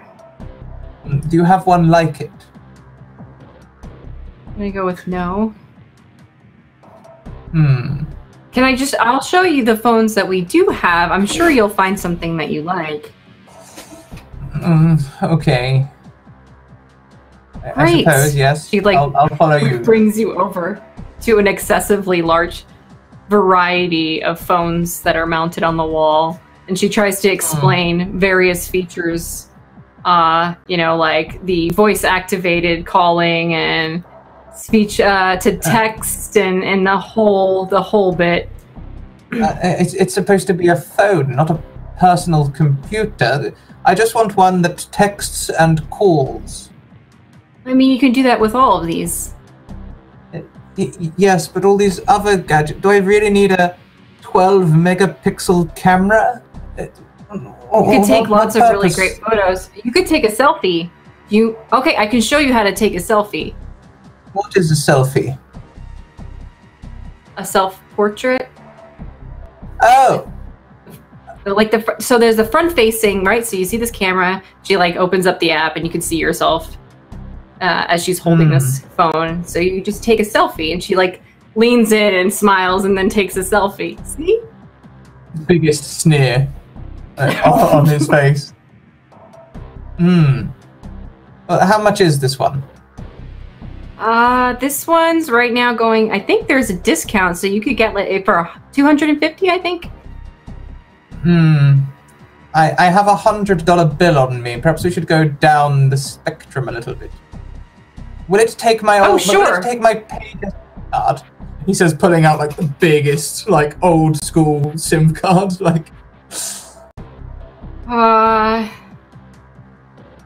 No. Maybe you could go to a pawn shop and pawn that off, maybe, or something. Okay. Well, I have $100 bill. What can I buy for $100 bill? We could also put you on the monthly plan if you want to make it easier, so you can still get a nicer phone, and includes maintenance on it. So if anything goes wrong, for the warranty and all that stuff. That sounds like an awful lot of bother. I have $100 bill.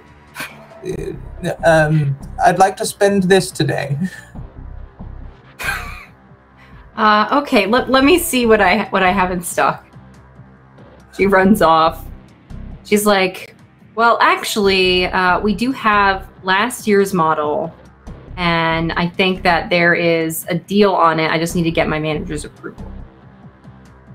Yes, do so. Okay, and then how much data are you going to use? Because we need to set you up with a phone number and texting and all that. So data. What do you mean data? Yeah, so if you're not connected to Wi-Fi, you can actually still use your phone to not just the phone calls, but I'm saying if you want to browse the web or whatever else it is, just in case. Yeah, I can put you on the lowest data plan. But if you go over it, then there's overage charges and stuff. Yes, put me on the lowest data plan. That would be splendid. Okay, and do you want a family plan? Because you can call or text your family members. God damn it! Stop laughing. No, no, I don't. I don't. No. Look. Do you just sell phones? None of this extra shiny. I just want a phone. Just a phone that I can text my friends with. I mean, sir, this is you're getting a really good deal here. Am I though? It seems awfully complicated. No, it's actually really easy. We set you up for auto payments so you can take care of your phone bill, and then if you're buying the phone outright, then your bill's going to be relatively low anyway. So basically, I still have to pay a phone bill. I still have to pay a phone bill once I've spent $100 bill. You vampires! Is this not enough? I have $100 bill. But you're buying the phone, but you have to pay for the service. Well, this is ridiculous. I'm gonna get Shore on some loot boxes next and just do all this. Okay, but you don't understand. Okay, so that's like saying you don't want to pay your gas bill or your electricity bill because you bought the house. So why would you have to pay those things? Oh, yes, but they're real things. They are there. They exist. Okay, sir, I understand that this is probably a little confusing. I understand because my grandma came in and had to buy a phone too, and I had to explain that process to her. So I understand it can be complicated. However, you know, this is every single phone company will go through the same process. And, you know, we're cutting you a really good deal on this phone. So I could probably give you like maybe a credit for the first month for free if you want. I could probably get that approved. I suppose so. Okay, yes. Put me on your cheapest tariff, and give me your cheapest phone. I don't want to spend a horrendous amount of money on useless electronics. Frankly. Okay, sounds good. Yes, of course. And how do you want to set up your auto payment? Do you have a credit card that we can put on file? I have 100. I probably have a credit card. Yes. Okay, great. Can I Just give me a moment, and I'll write everything up. You not send me an invoice like usual companies. Invoice once a month. I mean, I actually don't know the answer to that question because nobody's ever asked me before. What is this shop? I mean. I got the car from the warehouse. I don't know. I think you have to have a card on file because if you fail to pay your bill, then they charge your card or something like that. I'm not in finance. I'm just in sales. So basically, if you have an issue, you can call the billing department. Here's their phone number. Yes, also, I understand. You just work Saturdays. Got it. Just put me on the lowest tariff. I think I've got a credit card on me. This one will probably do. Let's just set it up on this one. Okay. Okay, great. Sounds good. You've been most helpful. Oh, you're welcome. If you need help with selfies again, just feel free to stop by. It's whatever. Okay, I'm going to stop the roleplay on that bit, but she finalizes all your paperwork, makes you sign a bunch of shit. You walk away. So I was like, oh, for God, another one. Oh, for another. Yep. Okay. So you walk out of the shop with this cell phone. I am too. and I actually helped with the numbers that my friends gave me on there. Oh yeah. Yeah, totally. Nice she big helped you put their phone half up. the screen. Yeah. Phone. Yeah. And she like puts in the phone number to the shop as well, and then like takes a selfie so you know that's who it is, and like sets it as the contact information. Okay, so her name is Gina. Oh, thank you, Gina.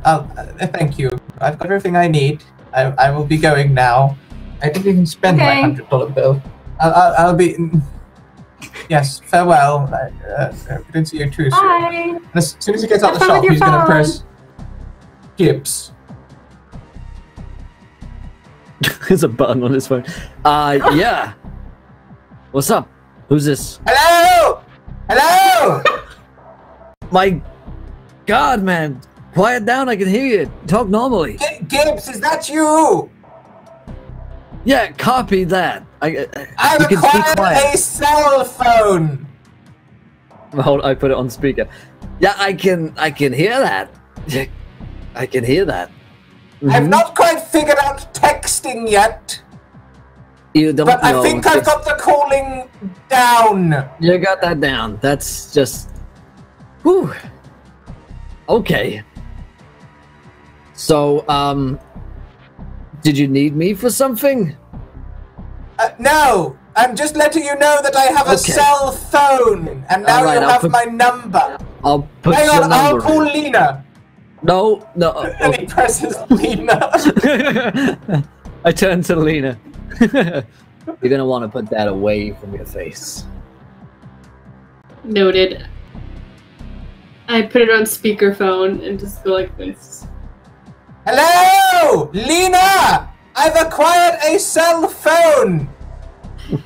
Dr. Shaw, you don't have to yell. Just use your inside voice. You're a professional. Remember that. Yes, I read you. Breathe in, breathe out. Now you have my number. I will let you know if I get in any trouble secretly. Okay. But just remember to not yell on the phone. You see, my tone is very calm. Normal. I can hear you. Yes, it's very clear. And Lena knows she's not. Like, this isn't going anywhere. Alright. He just hangs up. He has no phone etiquette. He just hangs up. I mean, at least he has a phone now, right? Is it a good thing all this time? We've been thinking it would be a good thing, but, you know, sometimes life...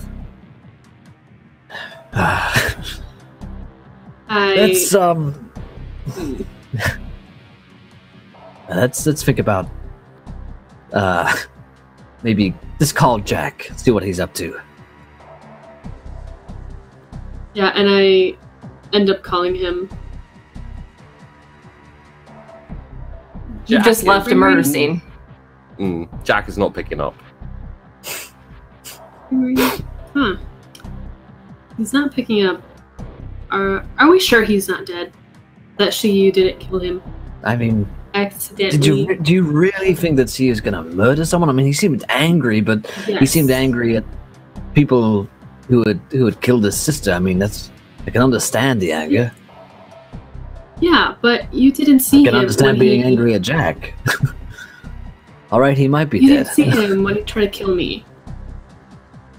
I, He was different. yeah, Lena, He wasn't the K-pop boy that I thought he was. You know, I mean, I like the get ones that from- you said that he tried to kill you, but at the same time, when you explained it, it didn't seem like he tried to kill you. It seemed like he was just trying to scare you. Well, you weren't there, so I guess don't not. know. If you don't believe me, that's okay. But I don't think he's in the right mind. I believe you felt like he was gonna kill you. That doesn't mean that he was gonna actually murder you. I mean, he didn't pick up a weapon or threaten you or move towards you in a menacing way. He just made you feel bad.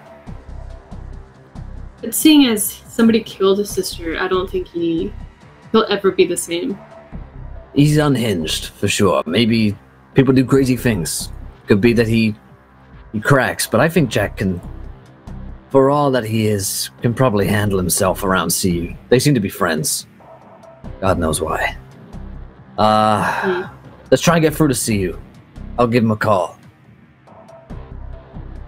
And I got a phone to you. She will look at it. Yes, Mr. Bond. And then, hello, Mr. Gibbs. I was expecting you to call. He'll answer, and he'll just put it up. Where are you? We just got out from Rosenberg's. Where are you? Does Rosenberg have anything to do with this? Certainly, yeah. We can meet up and we can exchange some clues.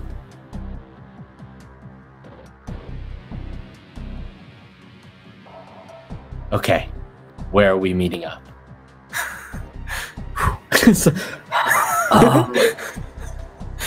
Let's meet at Lena's place, a coffee store.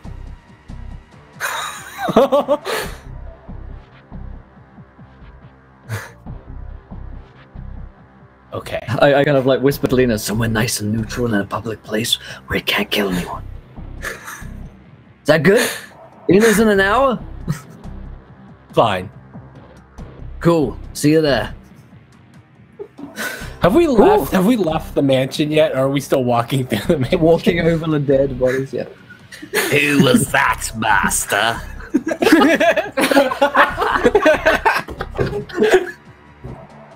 Oh my god. It's a giggle fest today, last half. It's totally cool. You made me kill people. Everything's over. Considering the number of people we've killed has gone up by 300%. You know when you say like I could kill Yeah. to eat right now? That's not.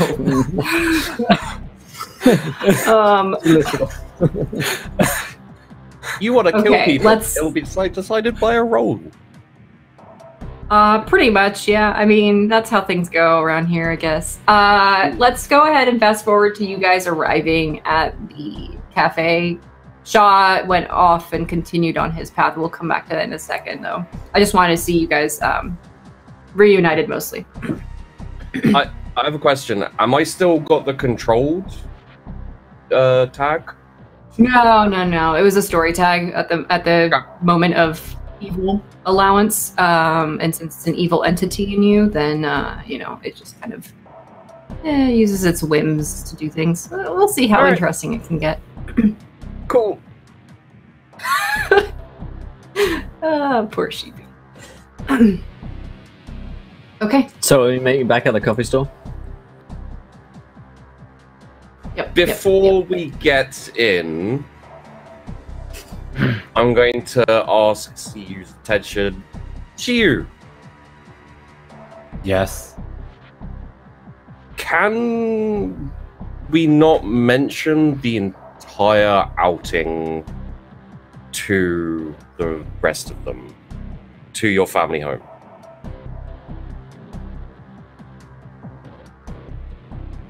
I just Okay. feel that... okay, good. I thought I was going to have to convince you there, to be honest. I see no benefit in telling them. We didn't get anything useful.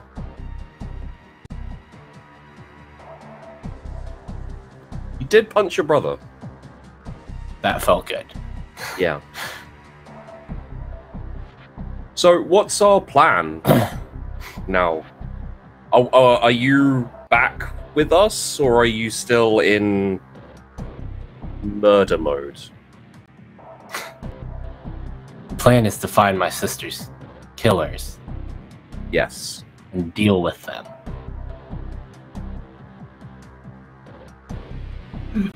Question. Jack, did you tell Shiyu about what happened when you guys chased down that demonic thingy? I don't remember that you did, but I'm asking. I think I laid out the basics of what we'd learned before I left. But The phone call, Okay. like when you called, right? Yeah. You laid out the basics or something like that. yeah, I don't think I actually laid out the details of us chasing down the guy, and it was just very, very basics of there's something weird with his Question. face. And Did Jack say anything about Rosenberg not being a bad guy? no. No, I didn't think so.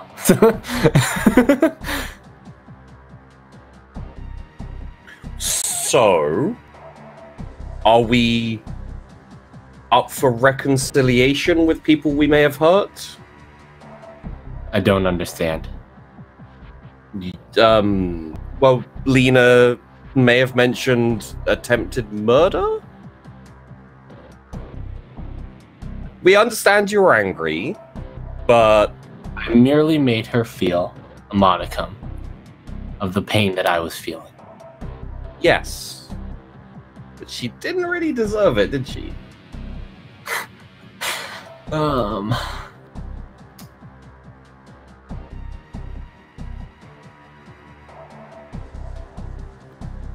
How does she respond to this?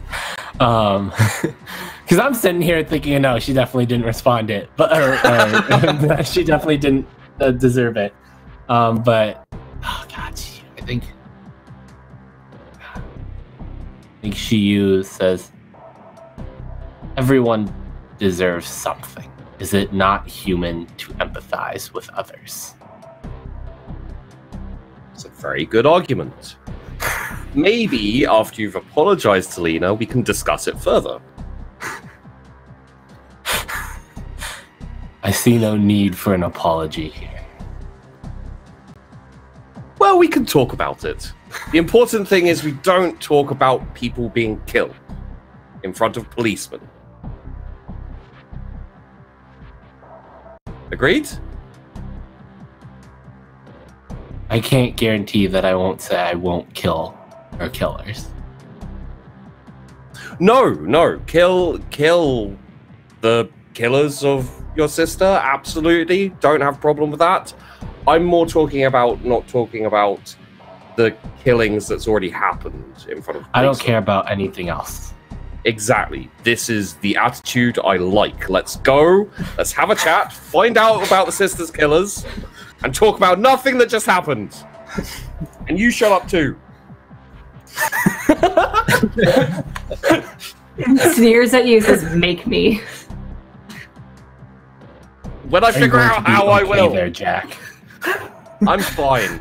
Nothing's wrong. Okay. Let us go. So I'm going to give Lena a gun because I'm asking her to come to meet with CU, who she thinks is her killer. So I want her to be armed. And I've Dr. never Strange- shot one of these before. No, you won't need to. You won't need to. But if you do need to, and I'll let you know if and when you do, because I'll be shooting people. You do it like this, and I'll like walk her through like basic gun safety, which is of course again probably kind of Lena is so illegal scared. for me to do. So this is me probably again committing a crime because or allowing crimes to be committed, certainly enabling crimes because I'm giving her a civilian a gun. So yeah. Wait, and you- afterwards you give it back. Yep. Crack number 2. Yes, I don't want to keep this, but so you mean to tell me that you don't hold it to the side Only in in the movies? not even in the movies. I don't know why they do that. I've never seen anyone do that. Anyone who Noted. did do that never shot anyone. And don't fire from the hip either. That doesn't make any sense either. Just don't shoot anyone. What is this, the There's Wild no need to West? shoot anyone. Just if you find yourself in a life and death scenario, just use your instincts. Let's go see what they have to say for themselves. Okay. You guys will arrive at the coffee shop at some point in time, and you see Shiyu has not changed in his form. Jack looks a little, not so great. Not so great, I would say. He keeps putting Does he his, look like, bruised? jacket over his stomach. Now he looks like he's got a lot of wrinkles, and his hair is still a little bit gray. Okay. I don't go near any of them, especially Shiyu. Just kind of Oh, glare like- from afar. I'll like be a little bit in front of Lena, so she's not like within direct Detective kid. arm's reach. Shiyu, Jack, how you guys doing? We worked some stuff out. Anger issues. Still a bit of a problem, but I think we've made headway. To you. Okay. Do you have any new leads? 1 or 2. What have you guys been up to? I had a Nothing. little chat with my brother. Okay, and how did that go? Not great. Is he? I look over towards You're Lena. Fine, good.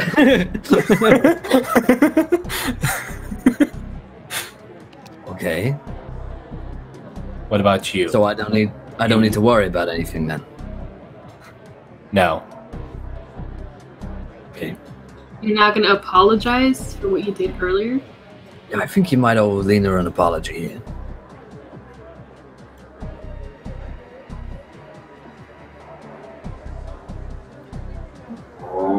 She she will look at She Lena. groans like a motor.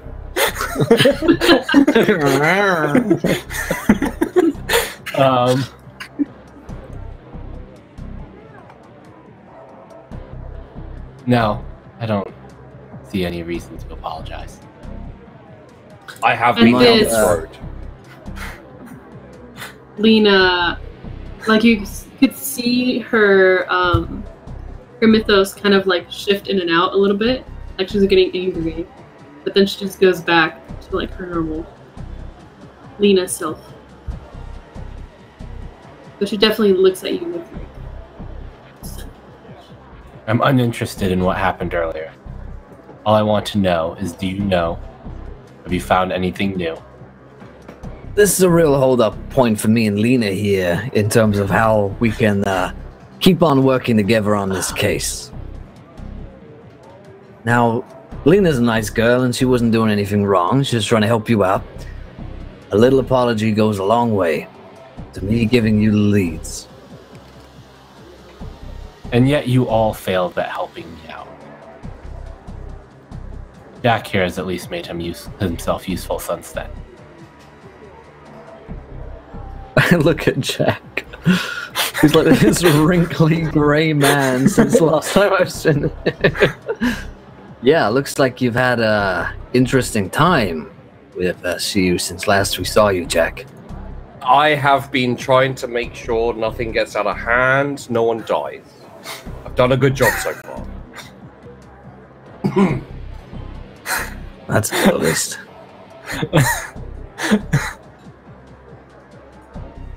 Simply point me in the direction of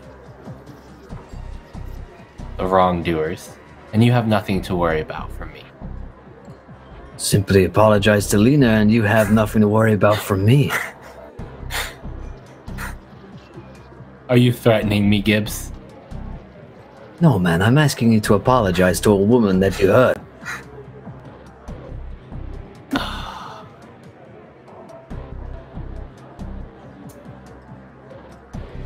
just give him the information. He's not going to do it.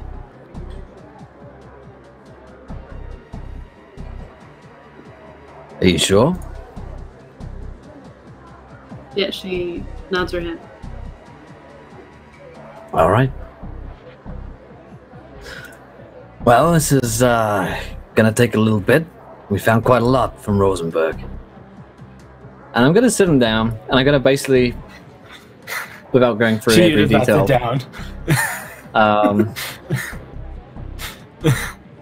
Oh man, I don't trust this guy at all. I'm gonna leave out a lot of information in this next bit. So, oh, I can't tell him that. So, I'm gonna give him all of the vagaries about the Sandman, and yeah, okay. So here's what I say. So there's a sand guy that Harper's been trying to put us on the trail to, and so it seems like she's left us a few clues. We've got to find out where the Sandman is. We've also got another thing, which is the green envelopes. They might have a clue, because they're sent by Harper. So, figures that whoever these sand people are, they're somewhere, probably in a location significant to time. So we've been pretty stumped by that. And I omit the fact that I don't think there is a location in relation to this, and I admit the information about what Dr. Shaw is doing, because I don't want you going into break Shaw's cover, because he'll just die. You mentioned your vision? Yes, I would mention the vision with people being asleep.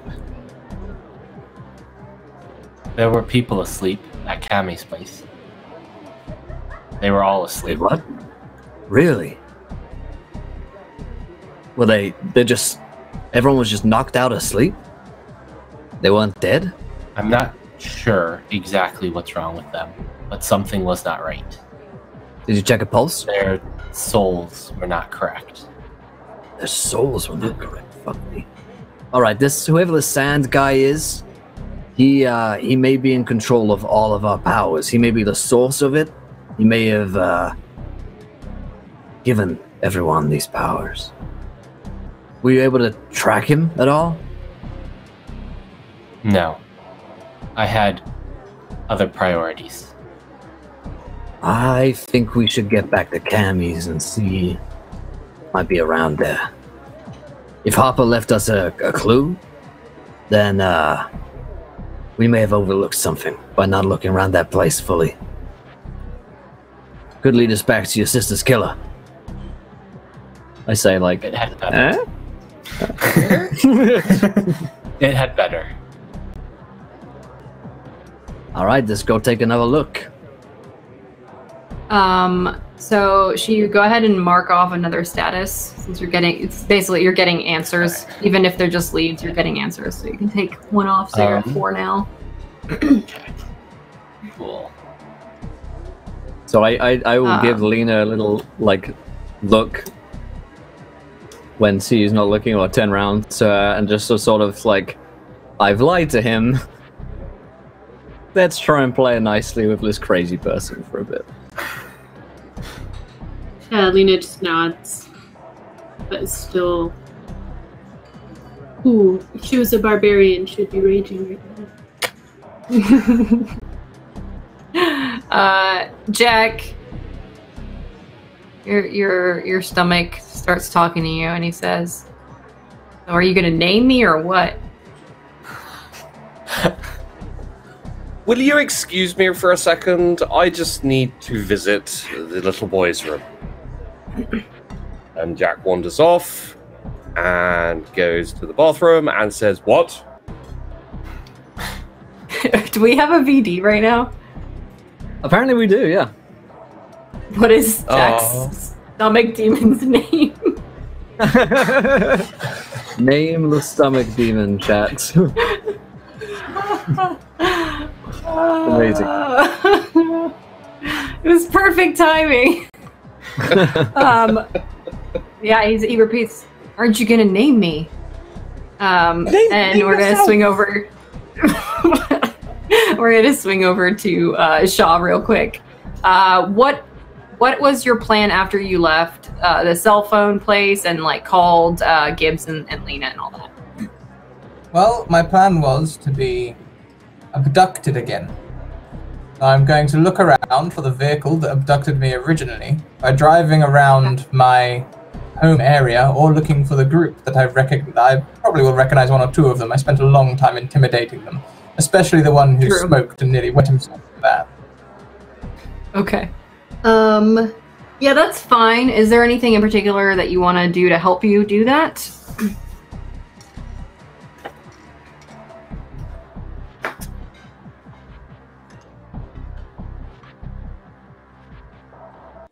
I wonder if I could maybe use read memories to get a lay of the land. Also, perhaps if I stretch my Warriors of Athena power tag, maybe I could summon some misty, like, idols to scout for me. I like that. Change the game, perhaps. Yeah, why help not? you. Yeah, I like it. It's pretty cool. Does that be 2d6 plus 2? Yeah, unless you think there's any other power tags that are applicable. Oh, I've also got personnel vehicles. If I'm driving around in a small vehicle, that's a personnel vehicle. Oh, look at that. Great. So plus 3? Yeah, I got plus 3. 13. Nice. Okay, yeah, change the game. You can use your juice to, so in this case, you're going to do 4 juice, and you can do any of the things under change the game. So creating a story tag probably would be more narratively appropriate in this case, and then you can also scale it up, prolong the effect, hide it. So if you want to describe exactly what your power is doing to help you achieve this goal. Okay, basically, the way I see it, I'm driving around looking myself. I'm using the read memories for the mist to show me vehicles that have been around recently, not just the vehicles that are there, but also the vehicles that have been nearby, so I can see if I can tail the mist of the vehicle that I recognize. Simultaneously, I imagine 5 or 6 Greek warriors on horseback stampede off down the streets, scouting, and one will return should they find something that I recognize. Okay, so with 4 juice, do you want to hide that effect? Yes. I'm asking because otherwise some crazy shit's about to happen. Yes, I would like to hide that effect. I would like the mist to just be mist. Whoa. Oh, missed. Okay, and then you still have 3 other power tags. Scaling up the effect, which would mean that you could go a greater distance with all of this. You could also prolong it to make it last longer, or you can do something else. And I think the story tag would be scouting or something along those lines, maybe. It's up to you, though. I'm just trying to create suggestions. Yeah, okay, I could take the scouting story tag. That sounds good. And yeah, I'll go for more targets because I'm trying to search rather than prolong the thing. I want to find them as quickly as possible. Okay, sounds good. So we'll put that at scouting 4. I'll just assign it to 4 so we know that we did all those different things. Okay, Cool. so since you've got that much juice pumped into it, you'll probably be able to find it relatively quick. You have to go down a ways to actually get to it, but it's in front of one of the restaurants that you've been to before. It looks like they're inside probably, or they're on break, or whatever, they're getting lunch or something for the boss. And yeah, so if you want, you can... Is the car outside? Yeah. How new is it? I mean, it's not super new, but maybe like a year or 2 old. Okay.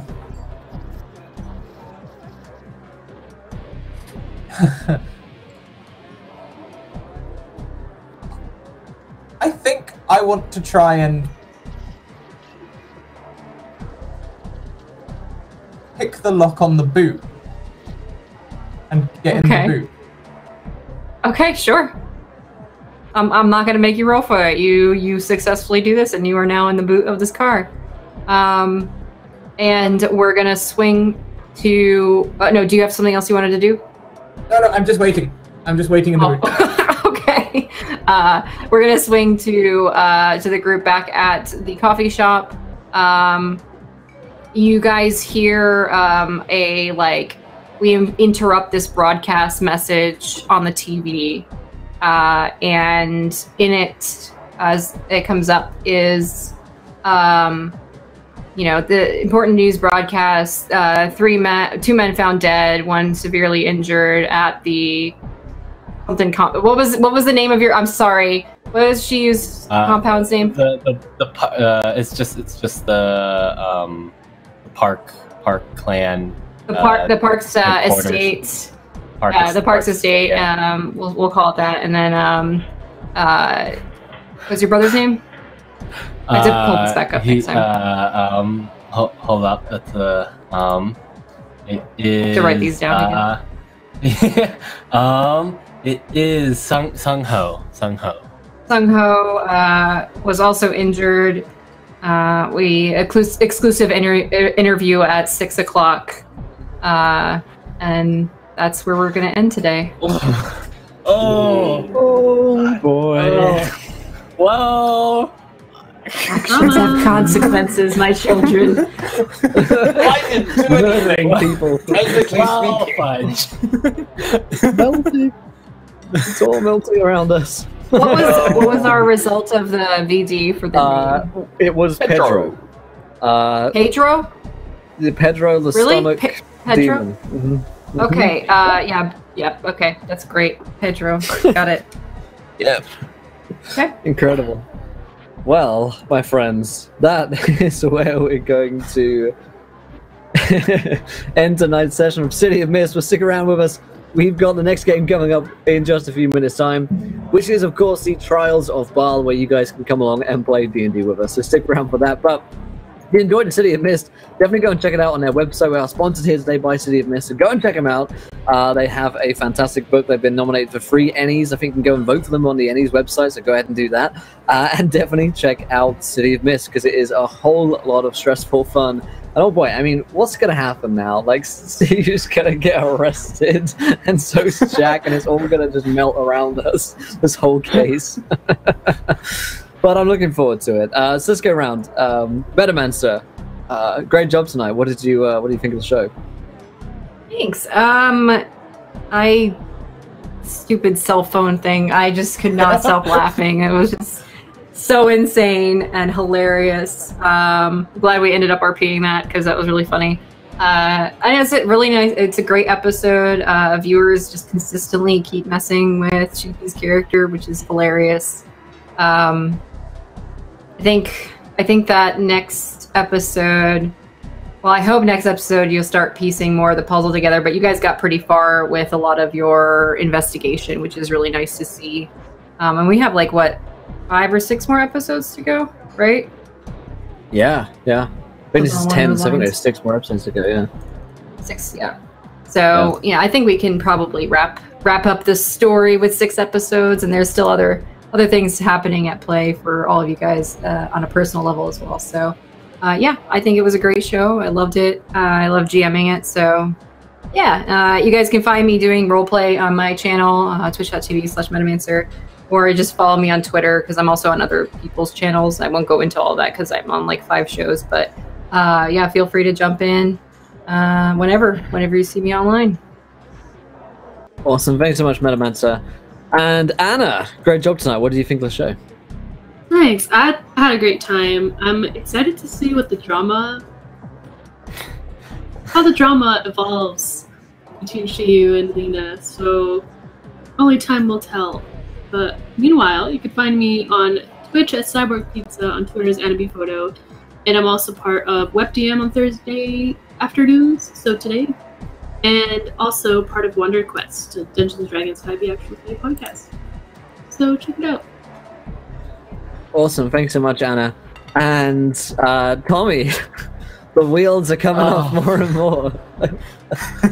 Yeah, I'm just waiting for that moment where the status can finally end, and I'm waiting for that moment.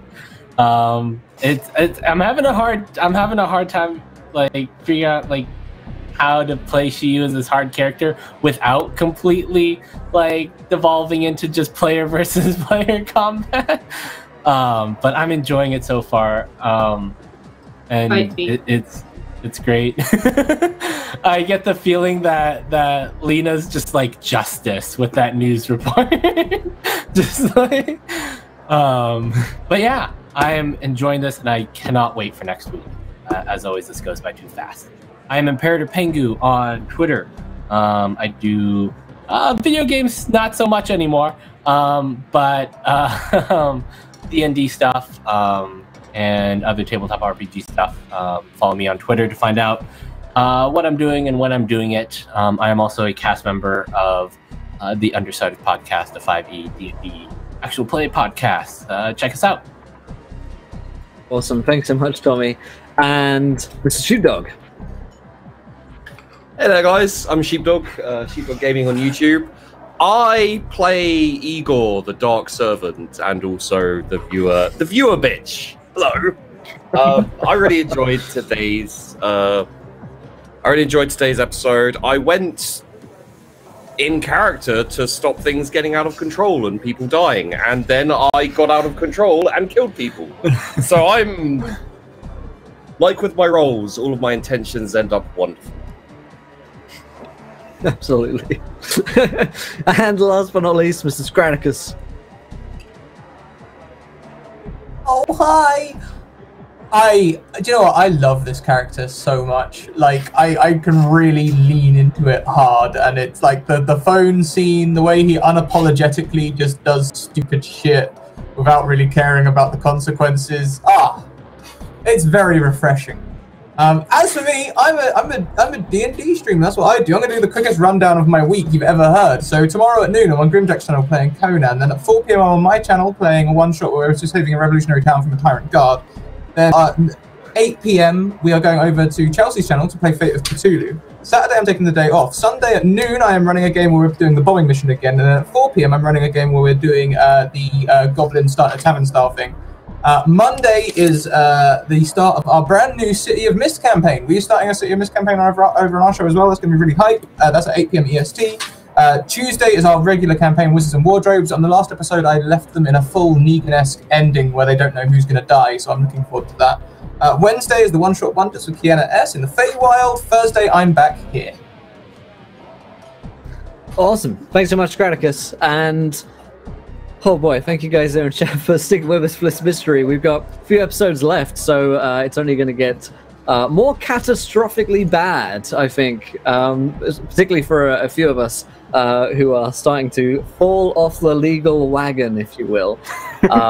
So, including murder. So there's that. Definitely go and check out City of Mist on their website. We thank them again for sponsoring the show, and thank you guys. Stick with us. We've got the Trials of Baal coming up here in just a few minutes' time.